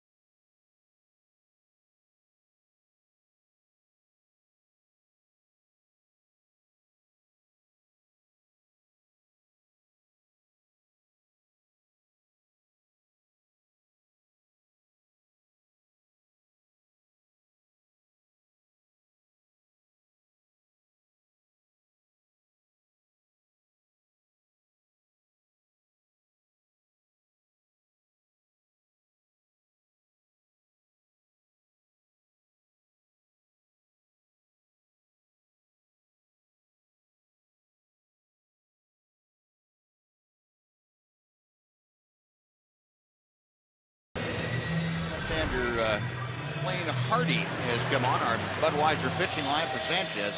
5 1/3 innings is all he was able to get out tonight. 6 hits, 4 runs, 4 earned runs thus far. 1 walk, 5 strikeouts. And Robinson Chirinos on base is his responsibility. Here's the 27-year-old left-hander, Blaine Hardy. And the numbers on Hardy. Just got called up on the 16th of June. He's gone out and pitched pretty well. He's got a fastball, slider, and a curveball that he features. He's pitched pretty well in limited time. 5 innings, haven't given up an earned run. Just 1 hit, a couple of walks, and 4 strikeouts. Well, the lefty will face the left-hander hitting Rougned Odor with 1 on and 1 out. Odor 0 for 2 tonight, a fly ball and a strikeout. And Hardy misses just a bit low for ball 1.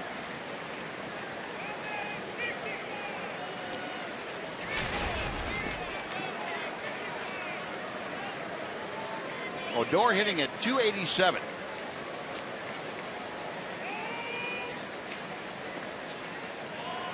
Toss over to first.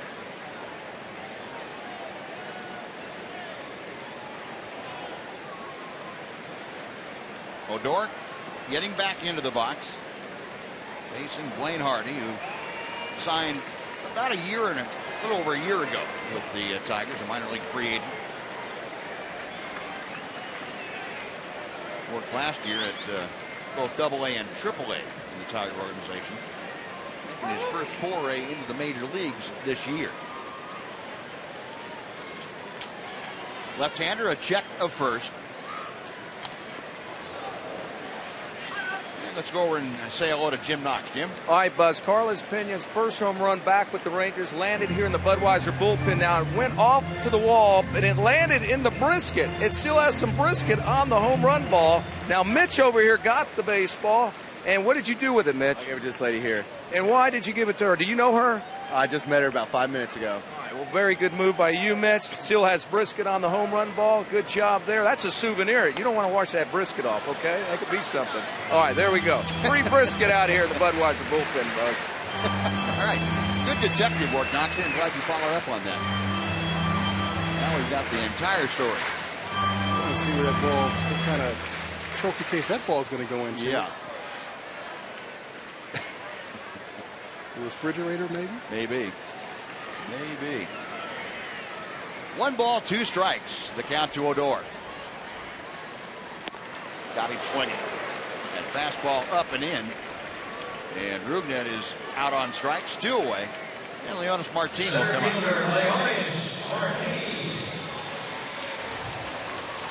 Well, Blaine Hardy, it looks like he would be a little tough on left-handers. Moves that ball around pretty well. A hard slider, along with that pretty good fastball. Very good fastball. Went up and in to Odor to get the strikeout. A couple of breaking pitches. So, yeah, it's got to be tough on left-handers. On the outside corner. 0-1 to Leonis. 0 for 2 tonight with a walk. Got Torinos at first, 2 outs. Rangers have come back on the leadoff home run by Carlos Pena to cut the deficit to 7-4 here in the 6th inning.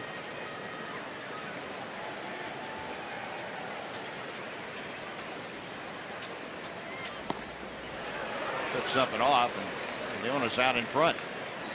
0-2.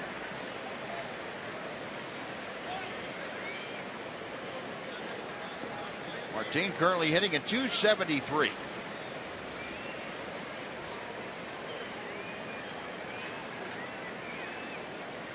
Hardy a check of first, and he got him swinging. Went upstairs, and Martin couldn't get up that high.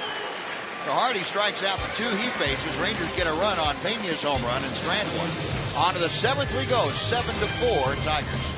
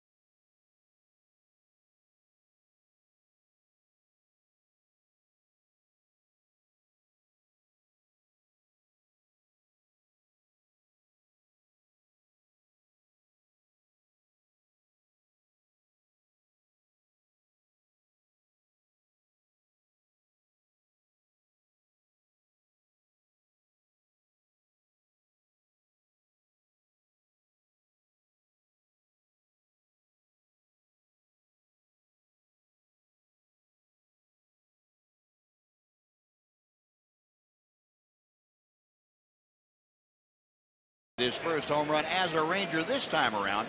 Wins $700 in our Sonic Slam inning for Eddie Gomez of Lancaster.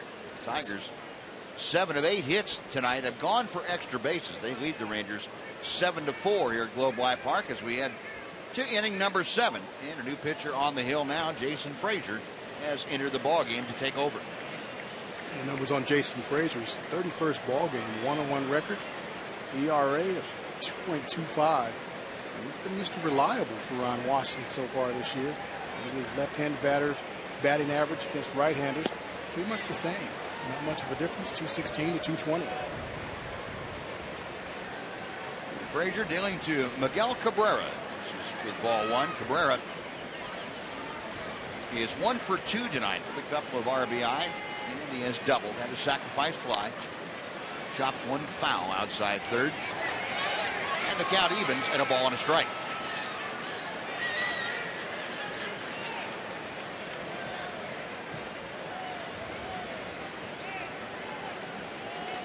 Cabrera with the average at 319 now. 13 home runs to go along with those 63 RBI. The double is league leading 27th of the year. Frazier set. And he gets a pop-up. Foul territory. Chirinos at the railing, but that ball back just over Emily Jones' head and out of play. Em, you had a play on that down there. I'm all right. I'm all right. You okay down there? I'm okay. I was prepared to make a play, but I didn't want to put down my sunflowers. That's good. Your priorities are straight. We're okay. That's the important thing. As long as you didn't spill it. What goes on down here in the golf fellas while I'm watching baseball. Always prepared. That's the important thing. Yep. Ready.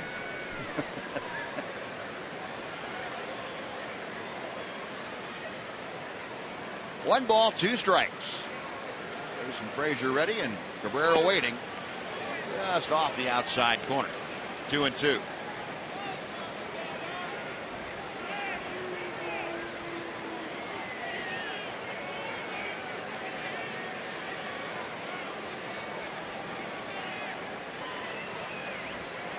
Now Jason nods in agreement and sets. High and tight. The count has gone full. So Cabrera trying to get aboard to start the Tigers' seventh. He'll be followed by the designated hitter Victor Martinez. And again, the middle of the order for Detroit getting the job done. Cabrera with 2 RBI, Martinez with a home run, a double, and 2 RBI. Toward the hole, Elvis cuts it off, has time, and gets the throw on to first. Cabrera retired, 1 away for Victor Martinez.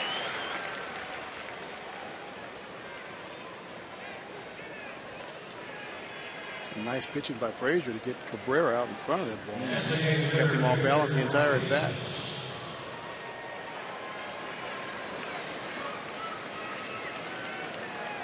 Well, Martinez to the plate. That leadoff home run in the 5th inning, his 20th of the year. Now has 51, I think that 52 RBI. Also doubled and scored tonight.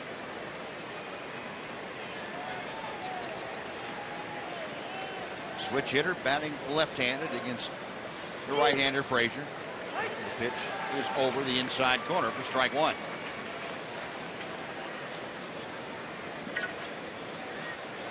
Martinez also had a 2-hit game last night.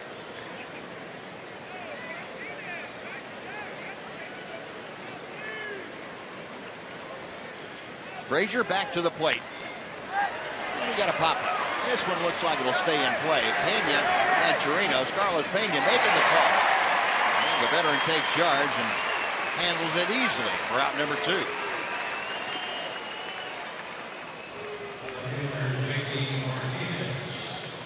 I like that. Carlos taking charge on that ball. It's a much tougher play for Chirinos coming off from behind the plate. Carlos calls him off all the way. Gets there. There's that all-important communication. Yeah, and I like the fact that Jason Frazier was over there too, kind of directing traffic, making sure that they heard each other. Not being a spectator. Right, exactly. No 2 gone. Here's the other Martinez, J.D. He is like his predecessor, 2 for 3. Fouls that one straight down off his left foot. It is 0-1. J.D. Martinez and Victor Martinez have done pretty much alike tonight. They both doubled and had RBIs in the 1st inning. And in the 5th inning, they both hit home runs back to back.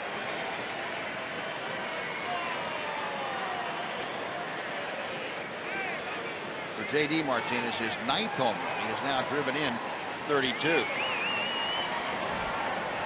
Now Albuquerque with that name sprawled all over his back. Down the side. And a 2-hopper out to Andrews. Very efficient 1-2-3 inning for Jason Frazier. It's stretch time at Globe Life Park. The Tigers leading the Rangers 7-4 on Fox Sports Southwest.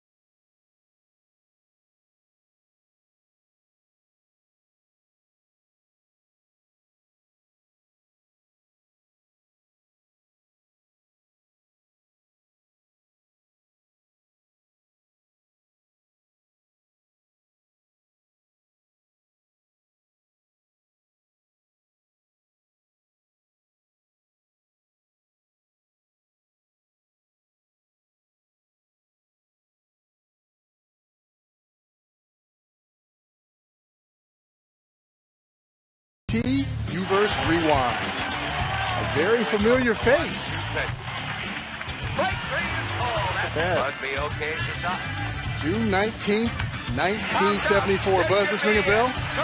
Barely. Not loud enough, huh? I'm surprised there's any video left of that thing. Wow. No-hitter number 2. Steve Busby. And just a little over 40 years ago, as a matter of fact. Wow. And there is a reason behind this. It's not just random, even though they kind of pulled it out of the random box for this thing. Okay, here's what was sent to us, okay?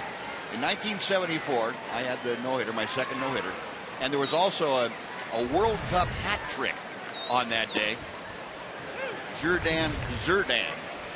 No, that's the wrong one. That's Shakiri, the second one. And that was Tim Lincecum's. Today, he had his second no-hitter, and there's also that hat trick in the World Cup. Now, you figure how random that is. It's so random, it probably won't happen again. Good grief.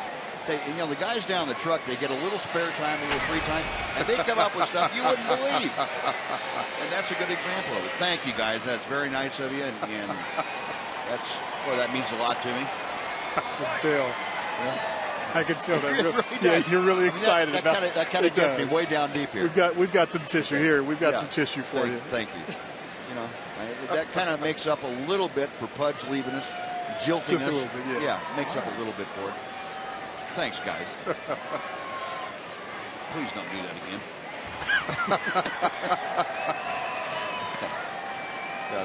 That's nice. Oh, goodness. I did get a chance to watch Lincecum finish that thing off today. That was quite a performance. Pitch to Elvis, low and outside. The count has gone full to start this off in the Ranger 7th inning. I got a chance to see some of the highlights of that. Man, he had his pitches moving all over the place. He sure did. He had a great breaking ball today, what I was able to see. Payoff pitch on the way to Elvis. Fouled back. Only had one walk today. Lincecum against the Padres, and throwing the second no-hitter in his career and the second one against the San Diego Padres. It's the final out of the ball game. And then he was going to be interviewed post-game by their sideline reporter. No. And that happened. No chance. And Lincecum walked into the dugout, walked down the tunnel, up into the clubhouse, and never reappeared. Wow. See you guys later. And meanwhile, Elvis draws a leadoff walk for the Rangers here in the 7th inning. So 1 on, nobody out. Shin-Soo Choo now will face the left-hander, Lane Hardy. Choo 1 for 3. Had a 4th inning single. Rangers 1 base runner away from getting the tying run to home plate here in the 7th. Remember, Shin-Soo Choo, about 6 weeks ago, the best hitter in the American League against left-handed pitching. Well, he's kind of fallen on hard times. 0 for his last 23 times at the plate against left-handers. So it hasn't been just 1 or 2 parts of Shin-Soo's offensive game that have suffered. It's been the whole thing. Got Elvis at first after the leadoff walk. Snap throw, and boy, if that throw is down, Elvis is going to have trouble getting back to the bag. Wayne Hardy, pretty impressive, quick move. Yeah, those are the guys that make it tough for base hitters. Guys that are real quick, have quick feet, usually athletic. Mm-hmm. The herky-jerky guys, that makes it real difficult for a base hitter to get out there and get that lead and be comfortable.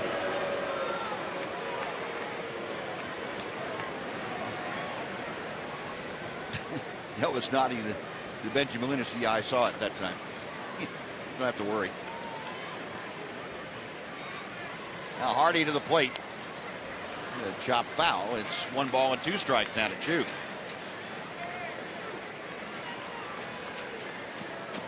Hardy came in last inning with Chirinos aboard and just 1 out. Struck out Odor and Martin, the 2 left-handers. He has started this inning by issuing a full count walk to Elvis Andrus. He's got the left-hander Choo down in the hole at a ball and 2 strikes. Breaking ball just a bit high. 2 balls and 2 strikes now.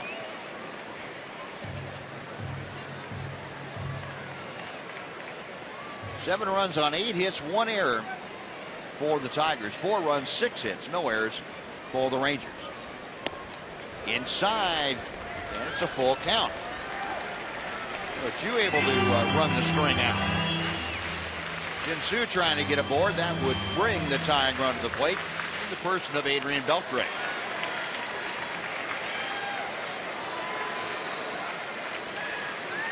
Hardy, a belt high set. Payoff pitch on the way. Called strike 3.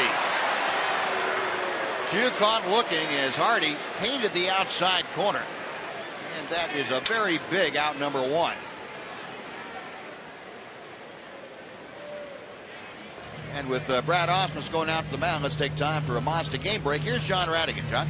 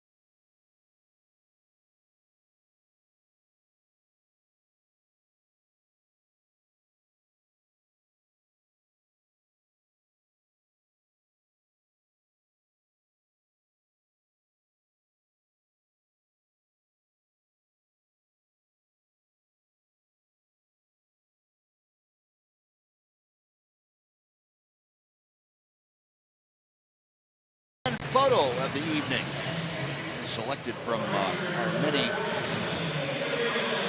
entries. We have come up with this fan photo. Oh, isn't that nice? From Kelly. Wow. Got her picture taken with Mark McLemore. How about that? That's a prize photo, I'm sure, for Kelly. She'll have that framed. And thank you very much, Kelly. That's a nice picture. Very nice picture. That was it. That was all I could muster up that day. It was one of those days. Oof. Yeah, there are days like that. Al Albuquerque on for the second consecutive night against the Rangers. He's working to Adrian Beltre with Elvis Andrus at first and 1 out.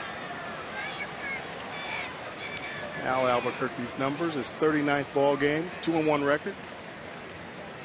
ERA just a little over 3. He's given up 4 home runs. Opponents batting average is .231. Beltre not able to connect with the Albuquerque slider, and that is his primary pitch. Beltre 1 for 2 tonight, a double, a run scored, and an RBI. He was also hit by a pitch. That batting average continuing to climb at .322 at the moment.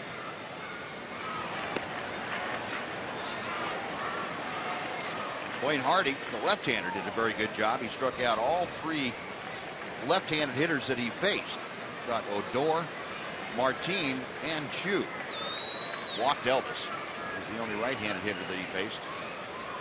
And he's turned it over to Al Albuquerque with the right-handers coming up next. There's Elvis going to second. And the pitch fouled back.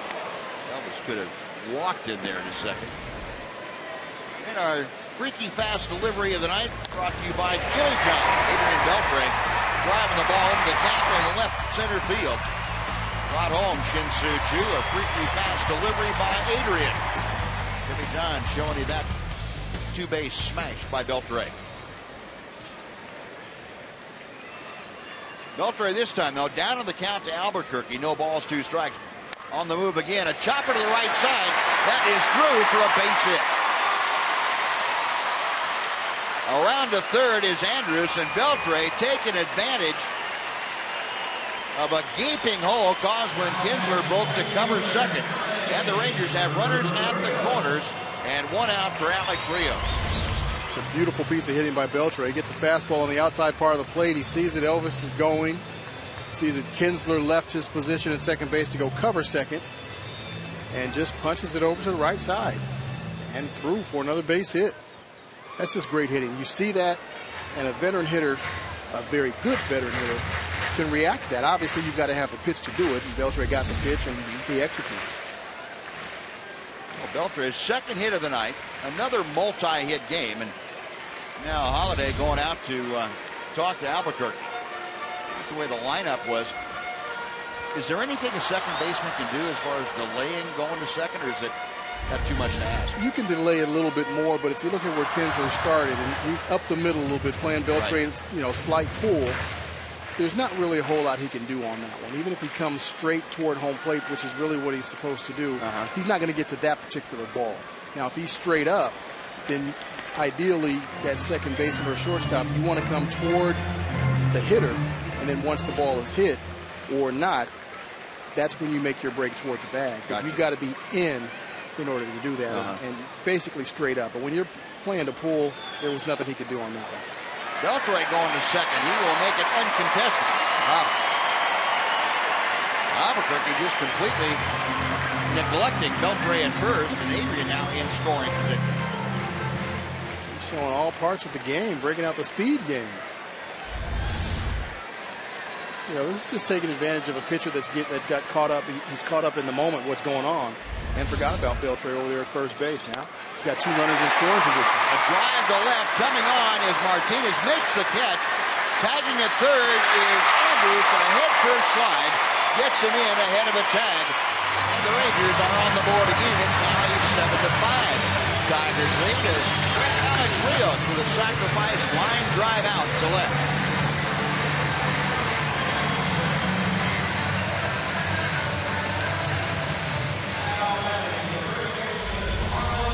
Nice piece of hitting by Rios. Gets the ball he can drive, hits a line drive out to left field. Elvis goes back to tag. Beltre goes back to tag. Elvis is able to score on that. So great play. Elvis put the pressure on the left fielder. Come in and make the throw. Boy, and a great job of base running by Elvis, too. How often do you see a base runner on a line drive like that get caught staying off the bag at third and not tagging up? Right. That's great base running, great instincts, and knowing, hey, that's a line drive. It may get caught. Not only do I freeze, I need to get back. That ball's in the air. It's not on the ground. Anything in the air, whether it's a line drive, if you're on third base, you want to get out. You want to get back to the bag. The appeal over to third that Elvis had left too early. The call made by home plate umpire Todd Disney.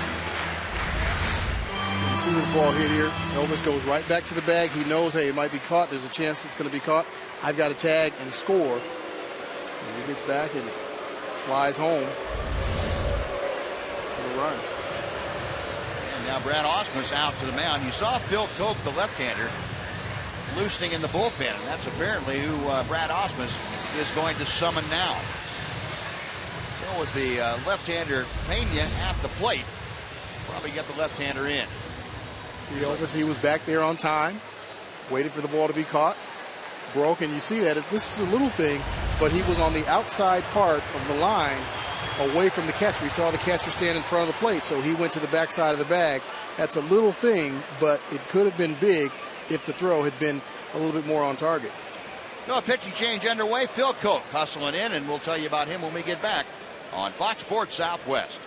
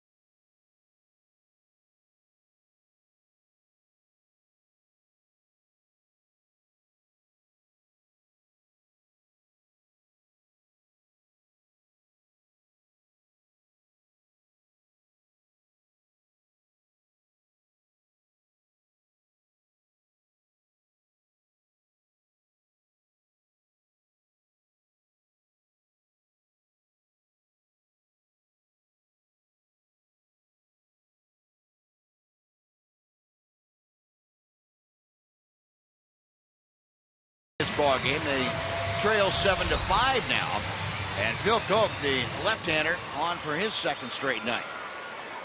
This is Koch's 27th ball game, all one record.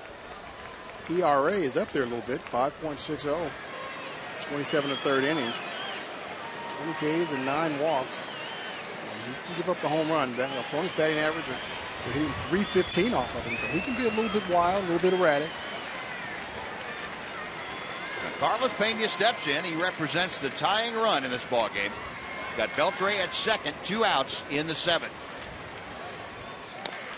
First pitch is chopped down the first baseline. That veers off into foul territory. Last time up, Carlos Pena against Anibal Sanchez. A towering drive that just stayed fair down the right field line. First home run in a Ranger uniform since 2001. 2 for 3 tonight. And lifetime against Phil Koch, Carlos Pena has a home run. He's 3 for 8 overall. 36-year-old veteran first baseman. 35-year-old veteran third baseman Adrian Beltre getting his lead from second. The 0-1 pitch. Line drive, but Cabrera right there and snares it off his right shoulder. Well, Pena hit that ball right on the button, but has nothing to show for it. Rangers come up with a run on a hit. They strand one. We're going to the 8th. 7-5 Tigers.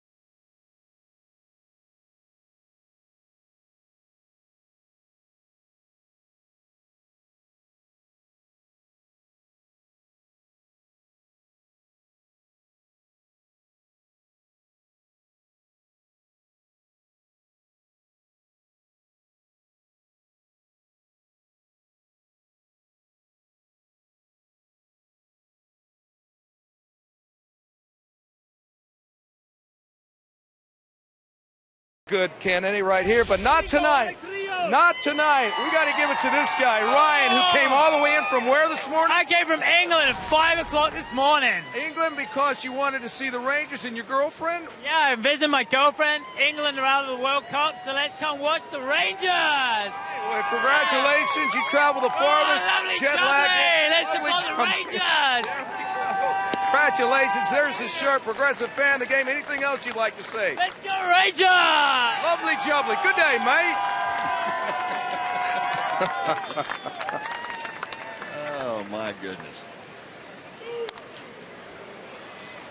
Now, Neil Kotz getting inside on Torrey Hunter, and he encourages a ground ball out to second. Torrey Hunter is gone for out number 1. Neil Kotz gets the first hitter that he faces here in the 8th inning.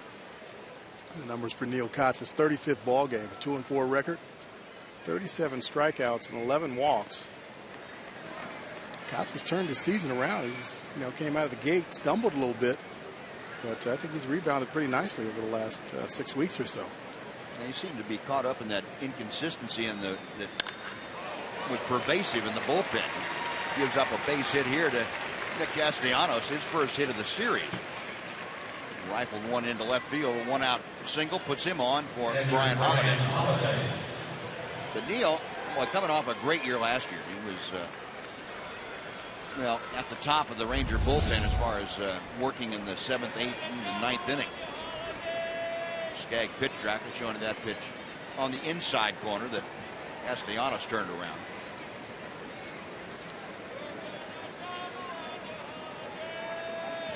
Adrian Beltre, always doing something down there. He's amazing. First pitch is low and inside to Brian Holiday. Holiday 0 for 3. He's grounded out, flied out, and struck out. 1 on, 1 out. Top of the 8th inning.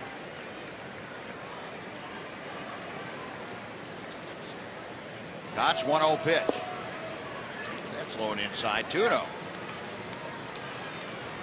Neal coming off a year last year, he set the Ranger franchise record for the lowest ERA by a reliever, 1.11. He was lights out. Left-handers had no chance whatsoever, and right-handers had very little chance. I think the only chance they had was that they were right-handed. Yeah, that's about it. That was it. That was it. He's fallen behind Holiday, 3 balls and no strikes. Holiday hitting 8th to be followed by Eugenio Suarez, the shortstop. Rangers kind of hoping for that ground ball at a middle infielder someplace. Down the middle, 3-1. Both Elvis and Rougned Odor up at double play depth.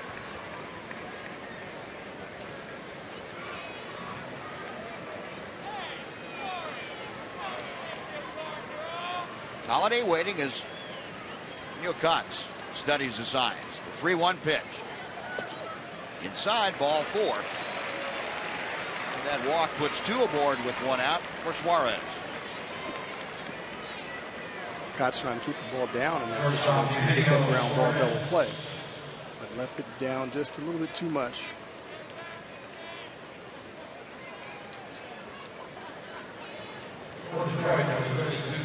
Now, folks, the Rangers start a 3-game set with the Twins here on Friday night.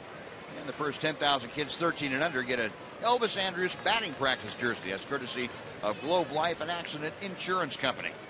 Get your tickets at TexasRangers.com, or you by calling 972 Rangers.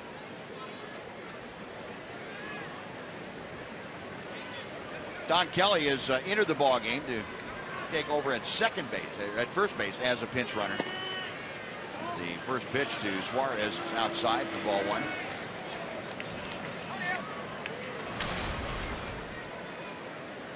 Suarez 0 for 1. He struck out last time, and that was after walking his first 2 times to the plate. Scott's pitch, that's a little bit low. 2-0.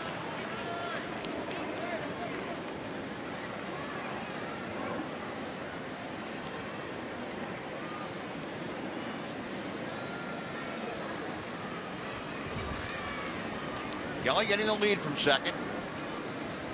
Kotz, 1 look back there, the 2-0 pitch. Hit well to left field. Going back his choice. That ball is off the wall. Kelly will score. Being waved around third. They've got a shot at the plate.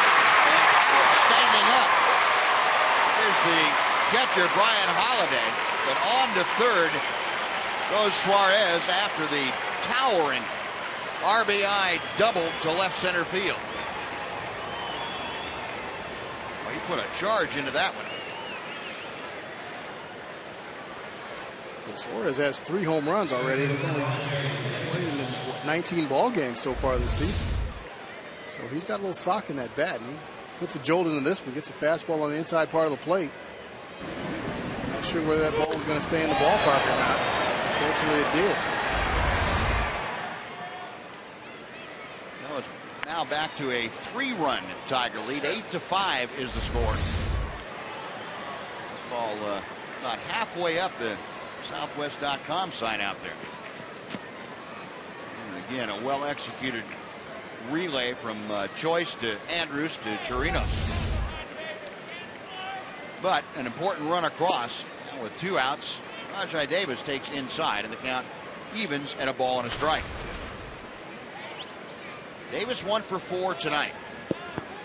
Tripled in the first, scored a run. Other than that, has flied out a couple of times and struck out.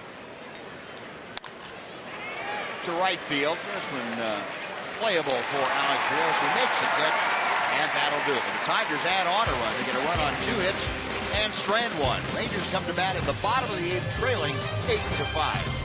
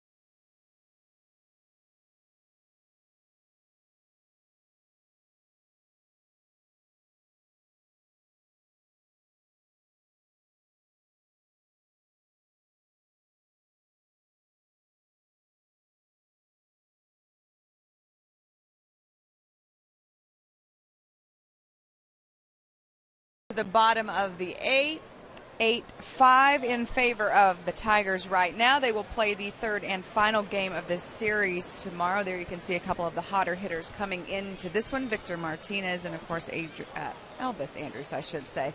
A .378 average in his last 11 games. Looking to keep it up tomorrow as we welcome you back to Globe Life Park in Arlington. This series, of course, rolls on tomorrow. We get things going at 6:30 with Rangers Live on Fox Sports Southwest. First pitch shortly after 7 o'clock. Guys, I think you'll be joining us. I'll be here.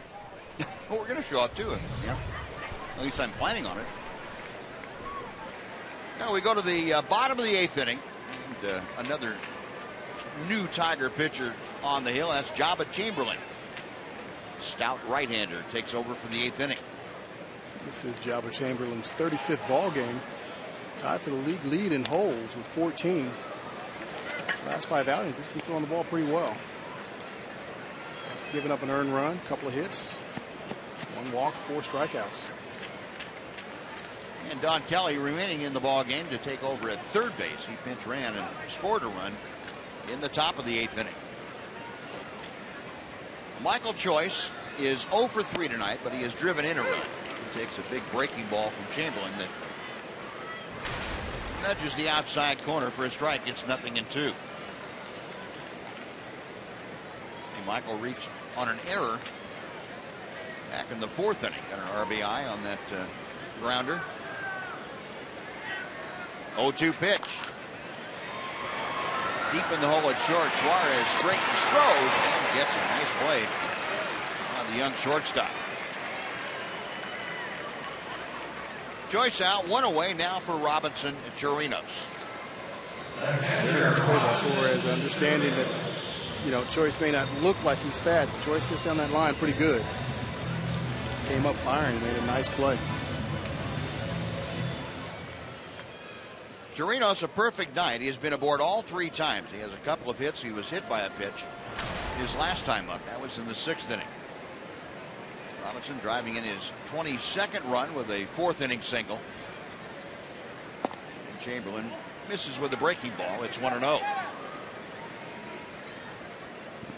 Chirinos with that batting average back to 230, 238, I should say at this point. 2-0.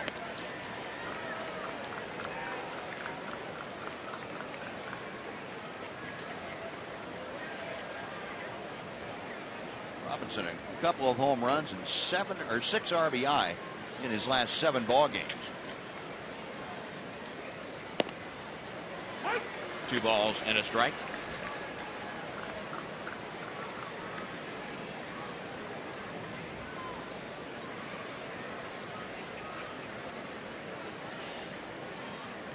Chirinos waiting. Chamberlain gets ready. The 2-1 pitch. Now 3-1. Robinson trying to get aboard with 1 out. Rougned Odor is going to be next. Look at what Robbie's done since he's been here. He's provided great defense, which I think was kind of unexpected by the Rangers, and he's come up with some timely hits for this ball club. And this one is ripped to left center field. Davis back at the wall and makes the catch as he bangs into the paddock. Now, most nights from now on, that ball's in the bullpen. But tonight, enough of heavy air and breeze blowing in that it stayed in the ballpark. Chirinos gets a pitch out over the middle of the plate. And as I was saying, he's come up with some big hits, and this was almost another one here, but just the wrong night to do it. Like Buzz said, normally this time of year, that ball is definitely in the bullpen. Well, 2 outs after that long fly out. Rougned Odor 0 for 3 tonight. It's a fastball for strike 1 from Chamberlain. Davis did a pretty good job of knowing where he was in relation to the wall. Had that measured very well. It's out of play down the left side, and Odor now down in an 0-2 hole.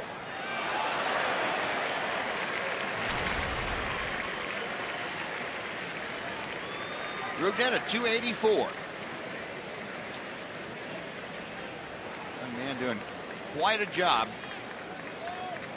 in a difficult spot playing for the Rangers. He expected to get most of his playing time this year at Double-A.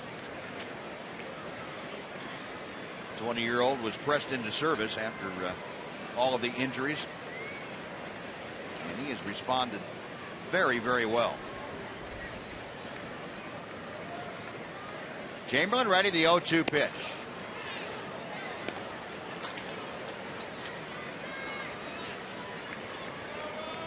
Odor, despite going 0 for 3 tonight, is still 8 for 18 against the Tigers this year. 6 ball games. Trying to get aboard here in the 8th with 2 out. In the dirt, and he's going to get aboard, I think. The throw is up the line. It's off Odor and goes out into shallow right field. Odor turning the corner. He's going for 3. The throw is in time. They got it. And Kelly dropped the ball. He's going to be ruled out at third as Tim Wilkie signaled out and saw the ball come loose and still signaled out. And Ron Washington going out there to see what in the world was happening. The umpires getting together now so they can come together and they will let Wilkie know what they saw. And Tim reverses his call so that Odor is safe at third base. Even being safe, though, that's a very ill-advised move to try to go from second to third.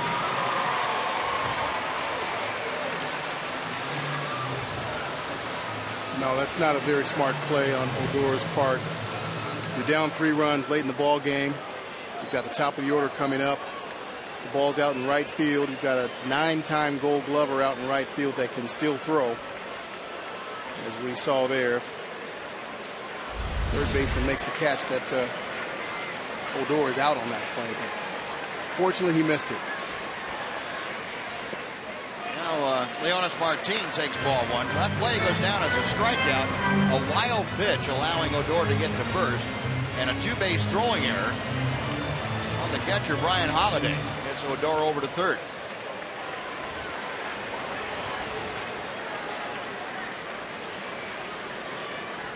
Leonis Martin 0 for 3 with a walk tonight. Rangers trying to come back one more time in this ball game. Inside, and the count goes to 2-0. Leonis 0 for 3. That walk in the 3rd inning. He's also struck out and grounded out twice.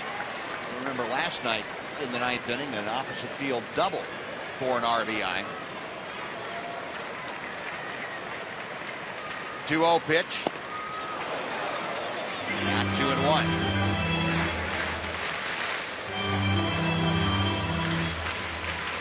Odor, the runner at third. Gary Bettis, the third base coach.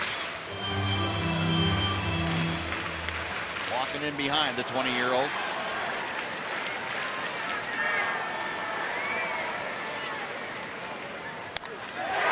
Line drive to right. Corey Hunter right there and makes a catch and step to his right. That'll do it. No runs, no hits, an error, and 1 man is left. We're going to the 9th inning. Tigers 8, Rangers 5.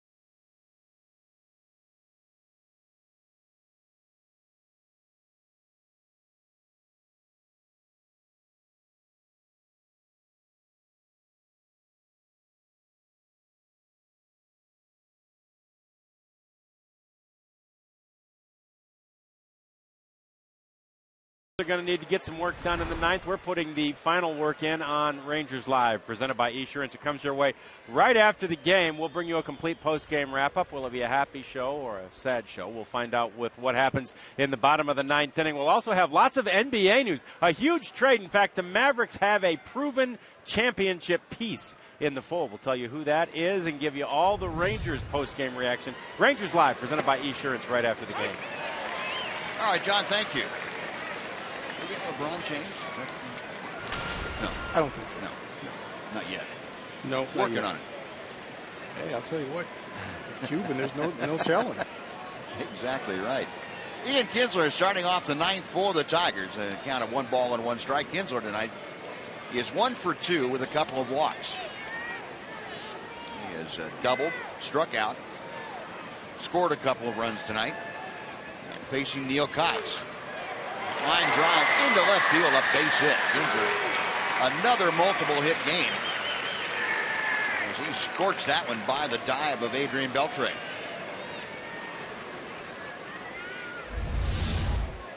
Cott's trying to get inside on Kins, and he can turn on pretty much anybody's fastball or anything on that middle inside part of the plate. Pulls this one right by Beltre. Kinsler, who earlier extended his hitting streak to 5 straight games, now has 30 multi-hit games this year. So 1 on, nobody out. Here's Miguel Cabrera, who is 1 for 3. A strike at the knees as Rocky Centurinos bluffed to throw to first. And Joe Nathan.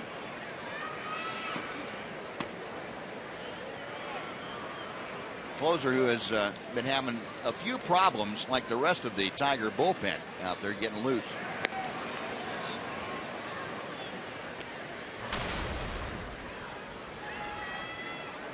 Cabrera 2 RBI tonight. He's upped his total to 63, as you can see. Got Kinsler at first, nobody out in the top of the 9th inning.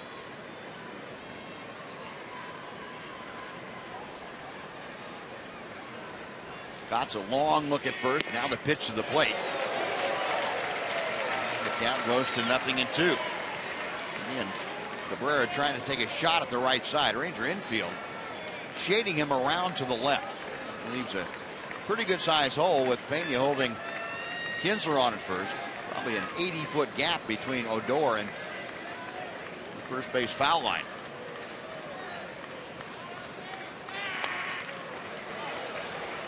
Cott's not really giving Cabrera anything he can drive that way.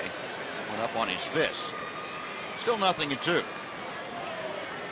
See, Cabrera's really trying to hit that hole over there. And that's, you know, that's what you call a good hitter. You know, he's also a power hitter, hits for average. Most power hitters are going to try and hit the ball out of the ballpark every time they go up. But Cabrera recognizes, hey, there's a hole over there. If I hit that hole with Kinsler's speed, we've got first and third. We can score some more runs. So great attempt, great piece of hitting by Cabrera. Well, like you had said back before, he's an RBI machine, and that's a good indication of why he is so good in RBI situations. And just because Kinsler's at first, not at second, doesn't mean it's not an RBI situation. And he can drive one in the gap in right center field and bring him home just as easily. But being a situational hitter, boy, anymore it kind of sticks out like a sore thumb. You just don't see that many guys that adjust to situations as well as Cabrera does. No, you don't. Most guys are going up there just hacking for the fences. But this guy has a great idea of what he wants to do at the plate. 1-2 as Cott sets.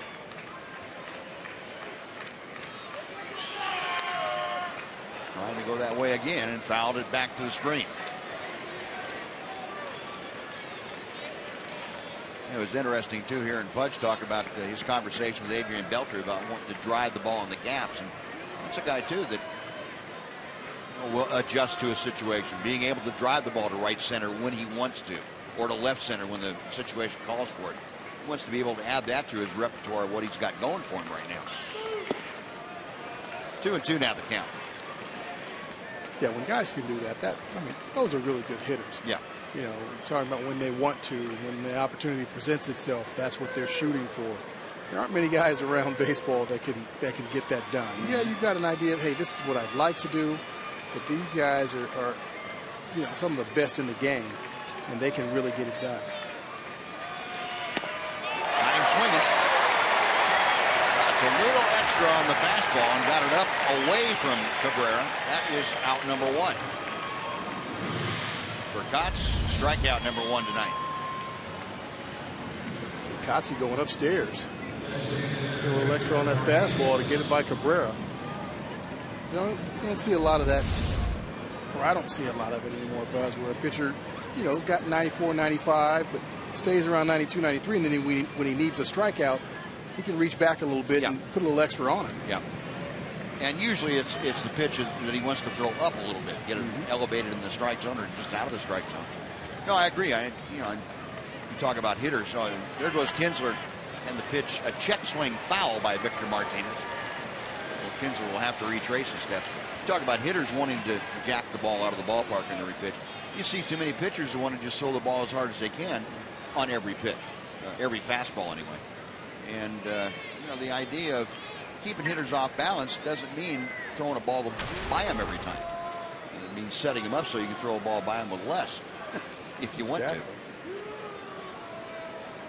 And part of that's the ability to throw the ball down in the strike zone when you want to, and then being able to elevate it with a little bit extra on it, maybe 2 miles an hour on it when you want to throw it up.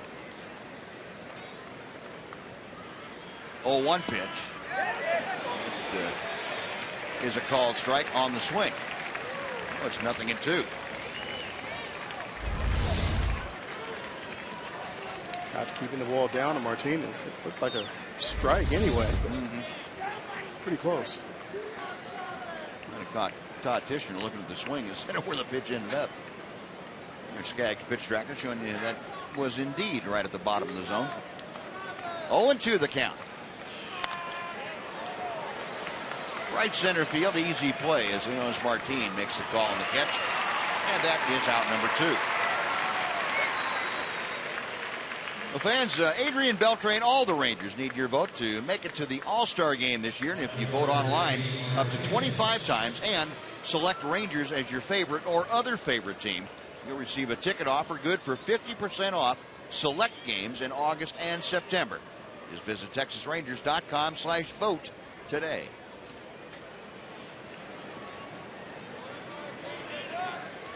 Well, here's J.D. Martinez, who Rangers have had a devil of a time with in this series. He's had a couple of home runs. He has had a couple of doubles. He has driven in runs at almost every turn. 2 more tonight. Now he has 31 for the year. And that batting average at .322 currently.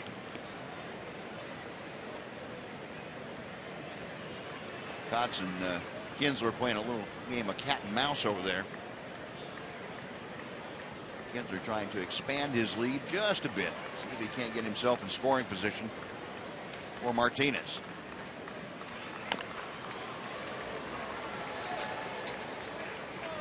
Foul tip, and it's 0-1. Say one thing, all the swing changes that J.D. Martinez has made, he hasn't cut down on how hard he's swinging. He is letting it go. He is definitely not getting cheated. If he sees something, it doesn't matter if it's the first pitch, he's hacking at it. Kinsler, a leadoff single.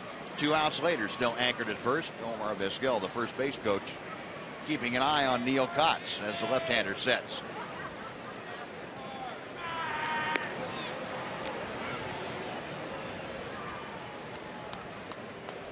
No balls and a strike. The count to J.D. Martinez.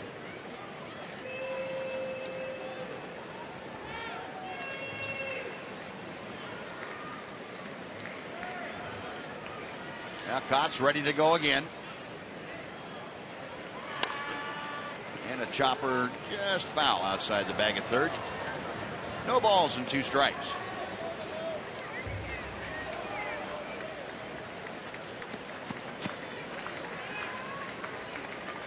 Kinsler, by the way, if you were wondering about his stolen base totals, he has 8 for the season. He has been caught 3 times.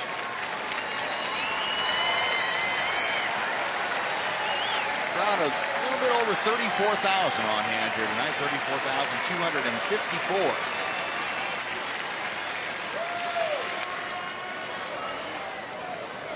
J.D. Martinez giving one of them another souvenir.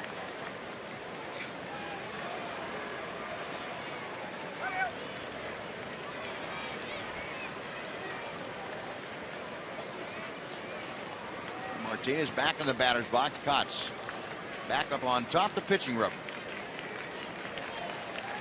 Says okay to Chirino's sign.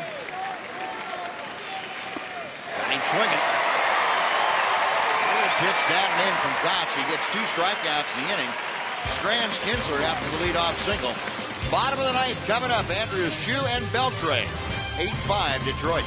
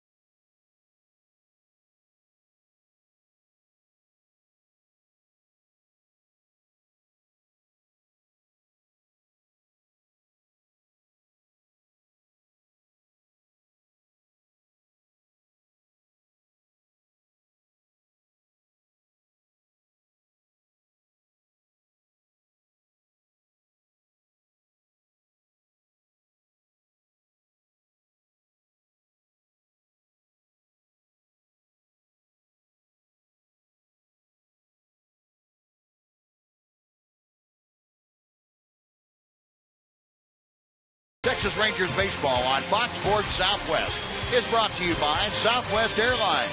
Find Southwest Airlines fares online only at southwest.com. By AT&T Uverse TV. Find out what's possible with AT&T. Call 1-800-PIC-ATT, mobilizing your world. And by your Texas Ford dealers. Take the EcoBoost Challenge to see why Ford is the best in Texas. Our old friend Joe Nathan on here as the Tigers leading the Rangers by 3. It is a save situation. Nathan, the 39-year-old, on now in his 31st game of the year. The numbers for Joe Nathan's 31st ball game. 4-2 record, 15 saves, 5 blown saves. ERA is pretty high for Joe Nathan. A little over 6, 27 2/3 innings. He's given up 4 home runs. Saw Joe the last couple of years do an outstanding job. Wasn't always quick, but got the job done more times than not. And the first pitch to Elvis Andrus is inside for ball 1. Elvis 0 for 3, but he walked leading off the 7th inning and came around to score. Nathan to the plate. And fires a strike at the knees.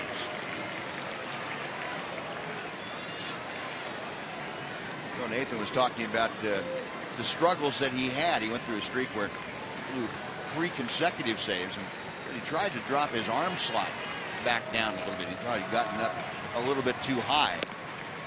That's the outside corner there. He felt that it had sharpened up his breaking ball some and gotten a little better tilt on his fastball. But that's not always a change that can be done right away and expect results.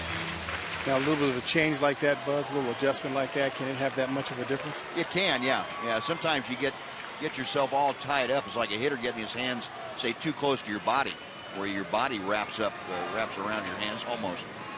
You can't freely swing the bat. It's hard sometimes when your arm angle gets out of whack to freely swing the ball in your hand. Your arm angle, or I should say your arm arc, gets cut off. The rally hats in evidence here at Globe Life Park. 2-2 pitch to Elvis. Chopper, that's going to be a tough play. Charging his Kinsler, barehanded, got it. What a play by Ian Kinsler. My goodness. Wow. That's a play right there. That's the only play Kinsler had. The only chance he had to get Elvis on that high chopper was to barehand it. And it wasn't even close at first base, but you see him, he reads it right away, comes in, charges, knows Elvis can run, gets rid of it. And Elvis is kind of shocked there, but perfect timing. You see him catch it all in rhythm, all in one rhythm, one step. Beautiful play. Wow. Yeah, it doesn't get much better than that, not on that play. So 1 out, and here is Shin-Soo Choo, 1 for 4 this evening. Choo, a 4th inning single. He scored a run that frame. Other than that, he has struck out a couple of times and flied to left field. This is high and outside. It's 2 balls and no strikes.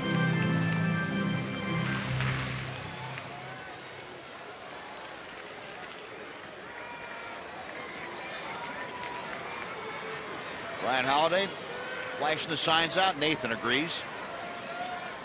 2-0 pitch. That is a belt high strike. At least according to Todd Tishner. Shin-Soo Choo didn't think so.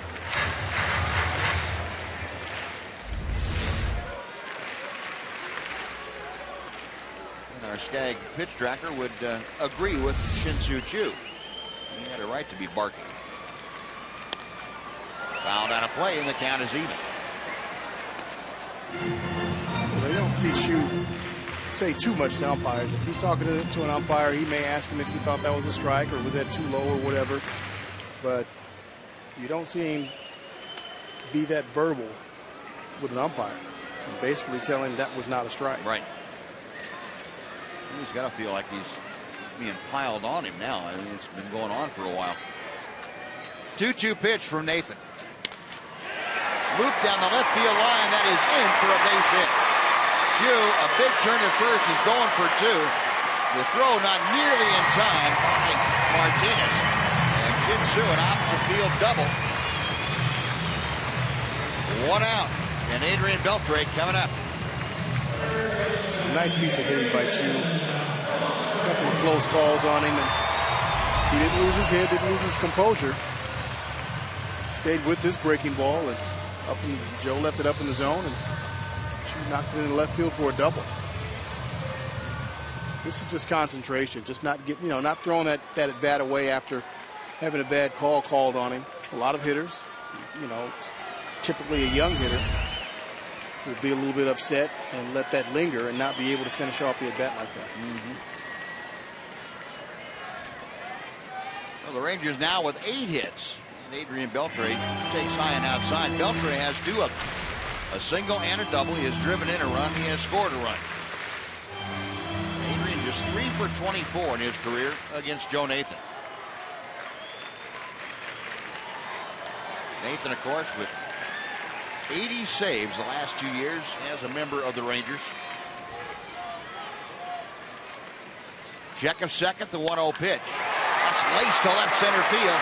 That is up the alley.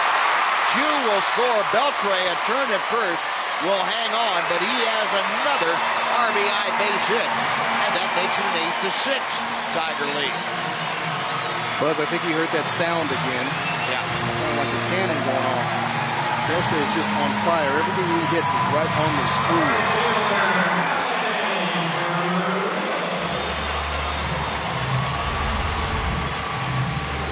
Got a pitch from Nathan right down the middle of the plate, up in the zone. And Beltre didn't miss it.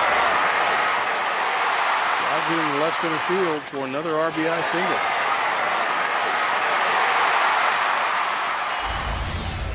Well, Beltre, 2 more RBI tonight, 38 for the year.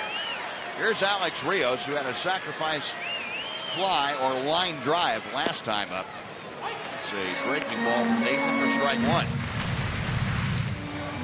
Rios had Andrus at third in the 7th inning with 1 out, and he blistered one to left field, but it was caught. J.D. Martinez coming in and wins a sacrifice fly. Now he's got Beltre at first with 1 out here in the bottom of the 9th inning. Off the plate, 1 ball and 1 strike.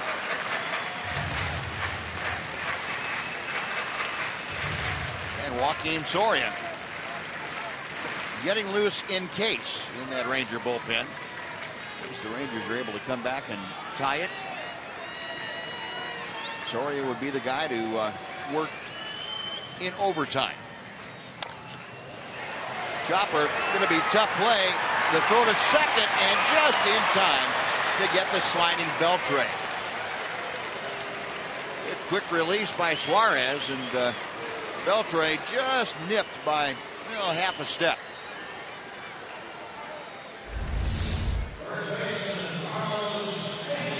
Rios hits this ball in the hole, and Suarez gets behind it, makes a very quick release, very accurate throw to Kinsler covering at second. And you see him get set up, and this is what makes the play. Nice quick transfer. Still going away from second base, but makes a perfect throw to Kins. Just to nab Beltre. Well, the Rangers now down to their last hope, and that would be Carlos Pena. And judging from what Pena's done his last 3 times up, pretty good guy to have up there. Just 2 for 11 in his career against Nathan. But Pena has singled, homered, and lined out his last couple of times, last 3 times. A rip and a miss as Rios trots into second on defensive indifference.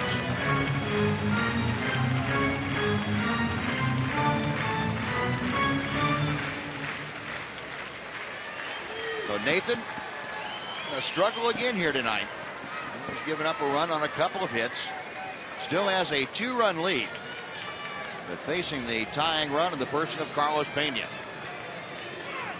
A couple of veterans going after each other here.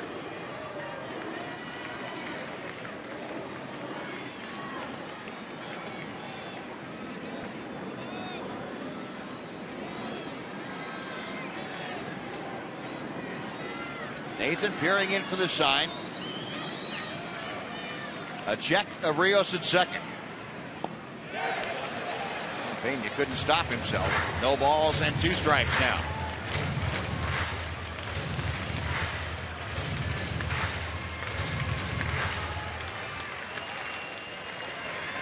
Rangers trying to hand Nathan his 6th blown save of the year. It takes some heroics. They're down to their last strike.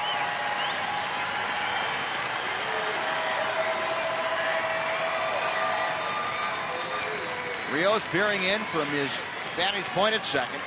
The 0-2 pitch. Got him swinging. And Nathan bent but did not break. And he gets the 16th save of his season. And the Tigers win their 2nd straight over the Rangers here in this series. The Rangers have now dropped 7 straight ball games.